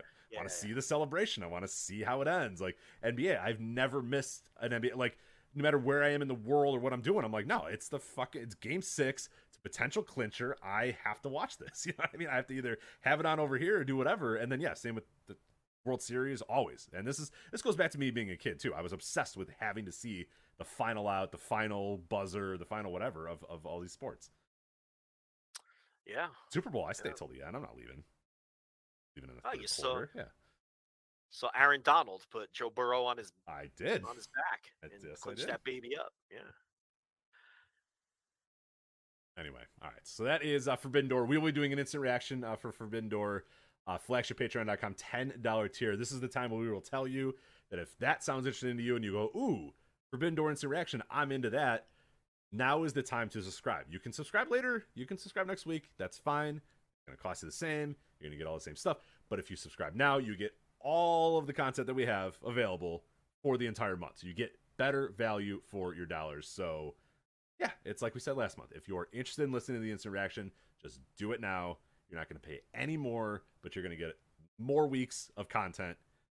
All those news updates that we talked about, retro series that I do, live flagships, all the other stuff. You're going to be able to get all of that through the entire month and not just the final week of the month or whatever. So that is our sales pitch there for you. FlagshipPatreon.com. Instant reaction for Forbidden Door. And all the other great content that we have as well. Pace in the Den. I wrote an article this week about TNA, 20 years of TNA. We have obviously the live flagships, Slamboree Jamboree that I just wrapped up. I have a new retro series, hopefully getting started here in the next few days as well. Thursday TV reviews. Are you going to get that as well? So yeah, plenty. Yeah, of stuff we don't have time to talk about Forbidden Door build on this show, but I did a lot of that on the TV reviews today, and I screamed and yelled like a maniac. So it was some vintage Lanza behind the paywall with the Forbidden Door stuff. Mostly defending it. I mean, a lot of people are down on this. I am still bullish on Forbidden Door. I still think it's going to do good business. Yeah, we'll talk next week because I think I'm a little different than you, but I'm very curious how they still have one more week left, so I'll be able to give my official thought after I see Dynamite next week. But they've very kicked it into quickly overdrive. I will say they've kicked it into the overdrive the last couple weeks. So I tell you this too very quickly. Did you see the spike in the quarter hour yesterday for the Mox Tanahashi segment? I did. That tells me that people are interested in that main event. And the segment kicked ass, which is important. Now, if all those people watched the segment and it stunk, that'd be a problem. But Mox knocked it out of the park. The Jericho stuff landed. That quarter hour, not only did it spike and was it the most viewed quarter hour in both total viewers and demo, which is unusual because that's usually quarter hour one. Not only was it the most viewed quarter hour on the show, it bucked the trend of the last 4 weeks where that quarter hour is generally flat. That tells me that is why I remain bullish on Forbidden Door, because I think the AEW fans are into the Mox Tanahashi main event and into seeing a world champion crowned. I think everything else is gravy. So that's the abbreviated version of some of the stuff I talked about on Behind the Paywall on the Thursday TV reviews. And I guess we will do a more intense discussion of Forbidden I think Door. next week, I mean, barring Vince McMahon is no longer the CEO of WWE, we will do a lot of talk on Forbidden Door. Hey, did you see that? So Dynamite did what on the surface looked like this awful number. Yeah, I saw the first numbers and it looked horrendous, and then you see the graph and you went, oh, actually, that's not bad. Not only just that, not only were they still like tied for number one, it was the 6th least watched television night like in recorded history. Yeah, just nobody watched TV. It's a very weird. I don't know what happened, but people just said fuck TV. It's just a total anomaly. Like, there's going to be brain dead analysis that, but it's like, if it had done 700,000 viewers in a 0.28 and finished 9th, you'd be like, oh yeah, this is a cause for concern. But it finished in the same relative spot that it always does, right at the top. So I think that this week's rating is a total anomaly that you have to not entirely throw out, but just see what it does next week. Yeah. And if it's back to normal, last week they did almost 1 million viewers against the NBA Finals. They did a great number last week. So if next week they do 700,000 again, but they finish 9th, okay, that's a trend. And people don't like what's happening on the show right now. But if next week they do over 900,000 viewers and a 0.37 or something in the demo, and then this week was just an anomaly. Yeah, it's a very strange TV week. I don't know if that was... Fuck, I know tons of people still don't have power by me, so I don't know if it was like countrywide power outages or something. Nobody was watching TV. I don't know what happened. So sometimes it's just weird. Maybe everywhere had nice weather. Everybody had hot weather. Nobody felt like watching TV that night. I don't know what happened, but yeah, it was. Because people were like, "Oh, it's the hockey game." Well, the hockey game didn't do good. Yeah, it didn't do that great. the NBA Finals game the week before did 3 times as many viewers as the hockey game last night, and Dynamite did great last week. So I don't think the hockey game had the huge impact that people think it did. No. It was just a weird night, a historically weird night where people didn't watch TV for some reason. So I'd be careful dancing on the grave of the Dynamite number this week. This is one of those ones where you have to wait till next week, and that'll tell a better story. Anyway, we have a lot to get to. We do have a lot to get to, so let's get to that. So we have let's talk CyberFight Festival. Let's stay in Japan here. A shit ton of matches on this show. Like you said, one of the biggest shows, non-Wrestle Kingdom in Japan. Just an absolute shit ton of matches. I was not able to watch all of it. I don't know that we need to cover every single match. Do you want to quickly give me an undercard? Because I watched the last 4 matches of this. I can do this. Anything on the undercard to talk about? So the pre-show was a complete waste of my time, and I was angry at myself for watching it. Everything stunk. The show itself, man, I got to tell you, I watched this whole show, and you know I don't watch DDT, right? I think you know that. I think our listeners know. That, yep. I've hand-waved DDT several years ago. This show not only did nothing to draw me back into DDT, it confirmed my belief that DDT just is not for me. Oh my God, did this stuff stink. This is just, it's weird because in a lot, and I'll tell you what, it didn't make me I'm not exactly, running to watch Tokyo Joshi Pro shows either. Okay. Again, the Joshi have let me down. None of them were I gotta impressive. say that semi-main was not good. Yeah, I did not. I was really excited about that. I was thinking, oh, we're gonna have a Joshi match that Joe's gonna have to watch and say it was good, and then I did watch it, and it was fine. It was easily the best women's stuff on the show. All the stuff on the undercard was no good. It was a waste of my time. So I'm watching this show, and the thing with a lot of the DDT wrestlers is a lot of them you can see that they're skilled and they're good, but they have such shindy looks. Mm-hmm. You know, it's 150-pound guys that wear basketball shorts, and I can't, Rich. I mean, it goes right down. It goes all the way to the top with Daisuke Sasaki too, who comes out just like total shindy look. And I'm not trying to be that guy, but it's when you're not invested in the promotion to begin with, and nobody looks like a star. Rich, it's difficult. It's tough. It's difficult. No one comes across like a star in that promotion, and even the matches that were well worked. I mean, honestly, I thought one of the best matches on the entire show was the little opener with Fujimura and Kinya Okada versus Toei Kojima and Yuya Kuruku, because they just went out there and wrestled. Everything else was, I would call, either bad or average until the 10-man Noah tag. When that 10-man Noah tag hit the ring, Hod, Dr. Wagner, Elgin, Rene Dupree, Simon Gotch, and Timothy Thatcher against Daisuke Inaba, Fujita, Kitamiya, Taniguchi, and Sugiura. When that match got going, I felt like I was watching professional wrestling again. And I really don't want to pound on the DDT roster too much, or the Tokyo Joshi Pro roster too much, but there was a clear difference I'm like, oh, here's the pros. Here's people who look like stars and wrestle like professionals. I mean, I know that sounds harsh, but it's the first match on the show where I was like, oh, okay, I'm watching pro wrestling again. And then, and it was nothing special. It was just pros having a professional match, which was welcomed at this point in the show. And then the next match was a DDT match, an 8-man tag with a lot of wrestlers who are excellent wrestlers. Look, Harashima's a good wrestler. Chris Brooks, a little overrated, but a good wrestler. Yeah, solid. Yuki Ueno is a tremendous little wrestler. That guy was very impressive. Mao is a nice little wrestler. And this is a perfect example of a match where the work was really good, but Rich, they're just out there doing shit. I couldn't connect with this at all. And yeah, I get it. I'm parachuting in, and that's never entirely fair. Okay? And the Warriors are going to win, by the way. Joe, I think that is a safe assumption. With 3.2 seconds and a 13-point lead, I believe that the Warriors are going to pull this one off. Yeah. But, I mean... Thank you for your hot take there that the Warriors will win. I'm just letting the listeners know. I don't know if they're watching.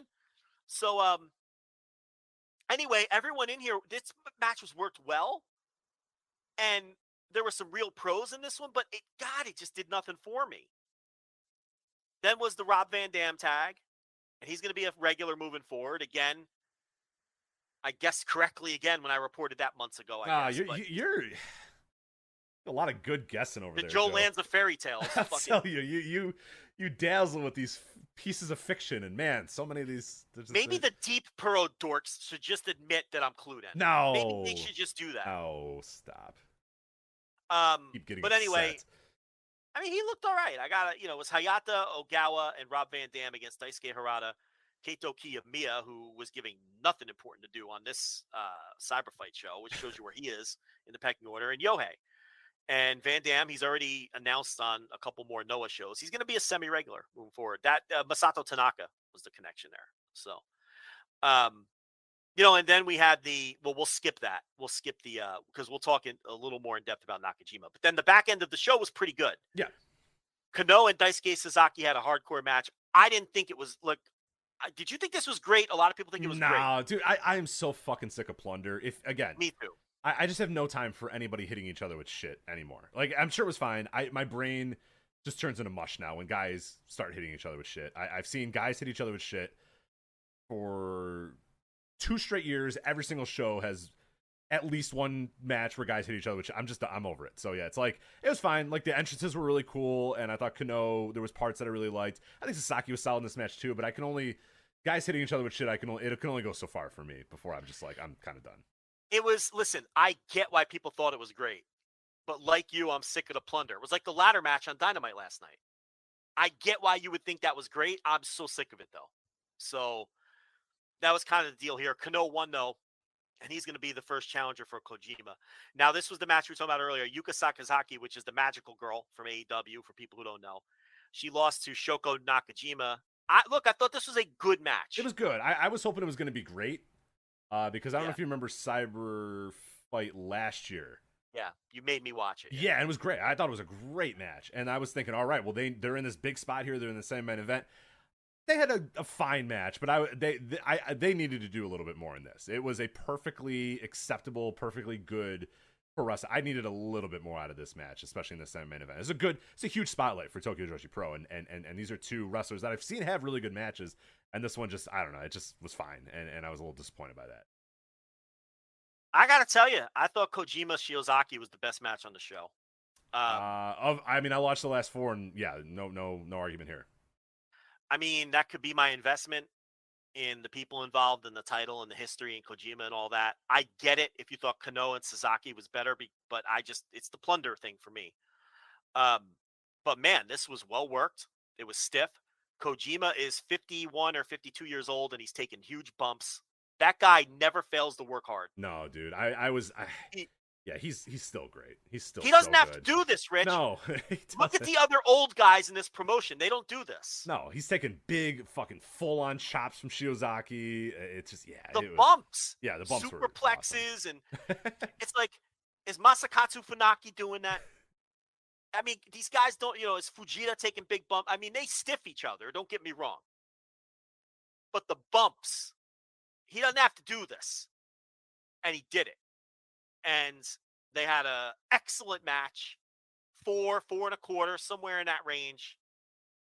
And Kojima is now the second man ever to win the Japanese triple, whatever you want to call it, the GHC, the Triple Crown, and the IWGP, and the NWA World Title. Yes, of course. The other man to complete that foursome, Keiji Mutoh. So, as I talked about months ago, Kojima was probably winning here because now that's how they'll build that match. Right. These guys have been attached at the hip their whole careers, and they're the only 2 men to accomplish those 4 world titles. And Muto will probably win that match. Muto won, he's doing this retirement, 6 more months. I have all the details behind the paywall, $5 tier. I did a story on it. He strategically planned the end of his retirement after his Noah contract is up so he can sell his retirement match to the highest bidder. That Muto. I can't even rip him for that one. That's just good business. I mean, I've never ripped him for getting away with what he does. I just don't know why companies let him get away with this. He's allowed to do all this. If he's going to keep getting the red carpet rolled out for whatever the fuck he wants to do in his life, why the hell wouldn't you? Of course. Make the most of this. I'm never going to criticize him. Yeah. No, he does, and it works. He's also threatening to do his retirement match as a produce show to add for more added leverage. Yeah. Because he's selling it to Noah, New Japan. We'll see. Someone in the chat nailed it. They said Rob Van Dam played the hits, but he nailed them all, and that's really what you want out of a 50-year-old Rob Van Dam. Oh, yeah. Let me give that person credit. Robert Collard. Robert Collard. Yeah. He's a good listener. He's been around forever. Oh, yeah. I remember him on Twitter, too, when I used to do that. Yeah, so I don't know. I really enjoyed Kojima Shiozaki. That's the match I wanted to get out of those two guys. So the show itself, though, oh my God, 6.5 hours. Yeah. 5 hours of it stunk. This was not a good advertise. Look, big entrances, big production, but yeah, I didn't even like the entrances. How many times can I watch the same dancers do the fucking it's just not for me, Rich. This promotion, DDT is not for me. And that's why I don't watch it. And it's not big enough to be vital for this show. I'll watch their main events sometimes. But it's just the whole tone of the promotion. I don't like the talent. I don't like the way it comes. It's too tongue-in-cheek a lot of the time. I don't know. I just don't like it. So anyway, Nakajima slapped the shit out of Endo. DDT champion Tetsuya Endo. Okay, so holy backstory shit, quickly. So here's the thing. So the match was, and I skipped over it, it was the Noah team of Kotoge, Nakajima, and Yoshiki Inamura against the DDT team of Jun Akiyama, Tetsuya Endo, and Kazusada Higuchi. Probably would have been a really good match if it went to the finish. Planned finish anyway. About 5 minutes in, Nakajima and Endo tag in, and it is very clear that Nakajima is not in the mood to work tonight. No, he is pissed off from the minutes, and I think I found a moment, but I wonder if you saw the same moment. So go ahead, continue. Yeah, how about from the moment he tagged in? No, there was an extra moment too where I think he then said, "Fuck this shit." I know the one you're gonna say. Yeah. So anyway, Endo is hitting him with forearms, and Nakajima is no selling, but not in a wrestling way. It's not a wrestling no sell where it's like he's like, am I making sense? It was a total. Yeah, it was the like. I don't respect you. Yeah, he's like looking the other way. He's not even looking at him in the eyes. He's like looking the other way. He's so beneath all of this that's going on. So Endo leans in and is like, "What the fuck, dude? Sell." So he hits him again. He's still not selling. Endo leans in. He calls a spot, Irish whip, and he goes to throw Nakajima in, and Nakajima just refuses to run the ropes. So then Endo throws like a kick. And then Nakajima finally comes off the ropes, and they're doing a strike exchange in the middle of the ring. I will say this: his strikes had a little juice on him. I will say, and you know what? Good for him. Yeah, you could tell they started off with like 1-2, 1-2, normal strikes, and then there was like 2 straight that Endo threw that were a little. You could tell. And that's the whole thing in pro wrestling. If someone's not selling, you make them sell. Yeah, and he was determined to make him sell. And then Nakajima got annoyed at that. He threw the slap. It hit him on the button, and it knocked him out. An open hand slap will knock you the fuck out if it hits you on the button, which this one did. Now, I wrote the story behind the paywall. I got all the dirt from the inside. He did not mean to knock him out. That was totally accidental. And in fact, the DDT side and Endo himself agree. They don't think Nakajima was trying to knock him out.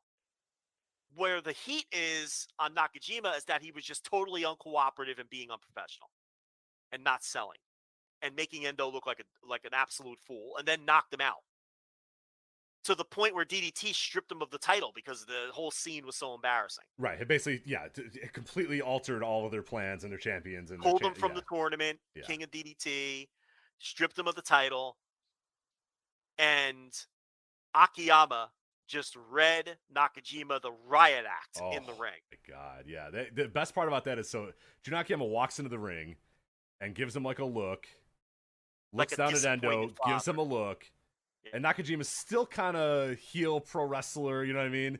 And then he walks up to him, he stares at him again, he's making eye contact. Akiyama is making direct eye contact, and then something is said. You could see the look on Nakajima's face going from like Nakajima wrestling character to like, I fucked up, didn't I? Akiyama's like, oh, you fucked up, dude. Yeah. And just it's what I staring daggers at this guy. And reading them the riot acts. And it's what do I always say? It's in the eyes. Yep.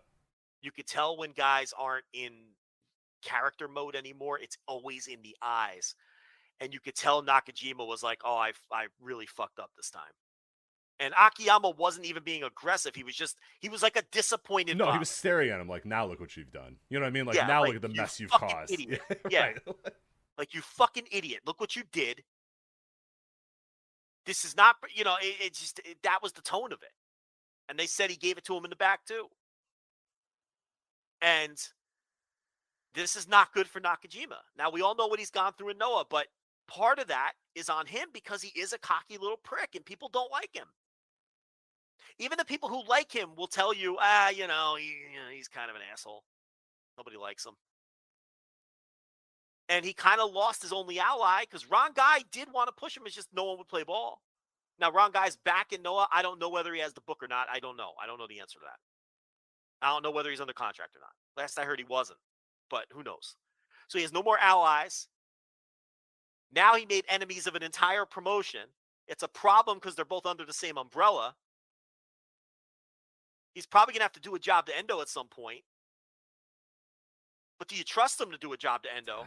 Yeah, you gotta... It's now they did say he was apologetic in the back and felt bad about it and insisted he didn't mean to knock him out, but that doesn't excuse the unprofessional behavior that led up to it.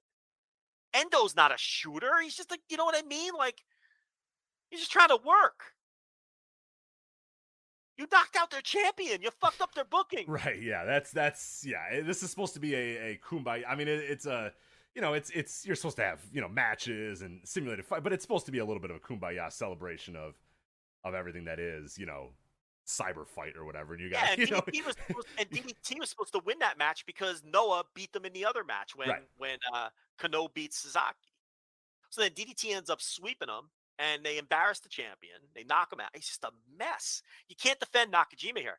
Now, I know he's annoyed because he was never booked on the show to begin with. And then he was a replacement for Marufuji. And, so he's like, he didn't want to be there. He's annoyed he wasn't booked to begin with. He's got a chip on his shoulder. But Endo's an innocent victim here. Why are you making the point on him?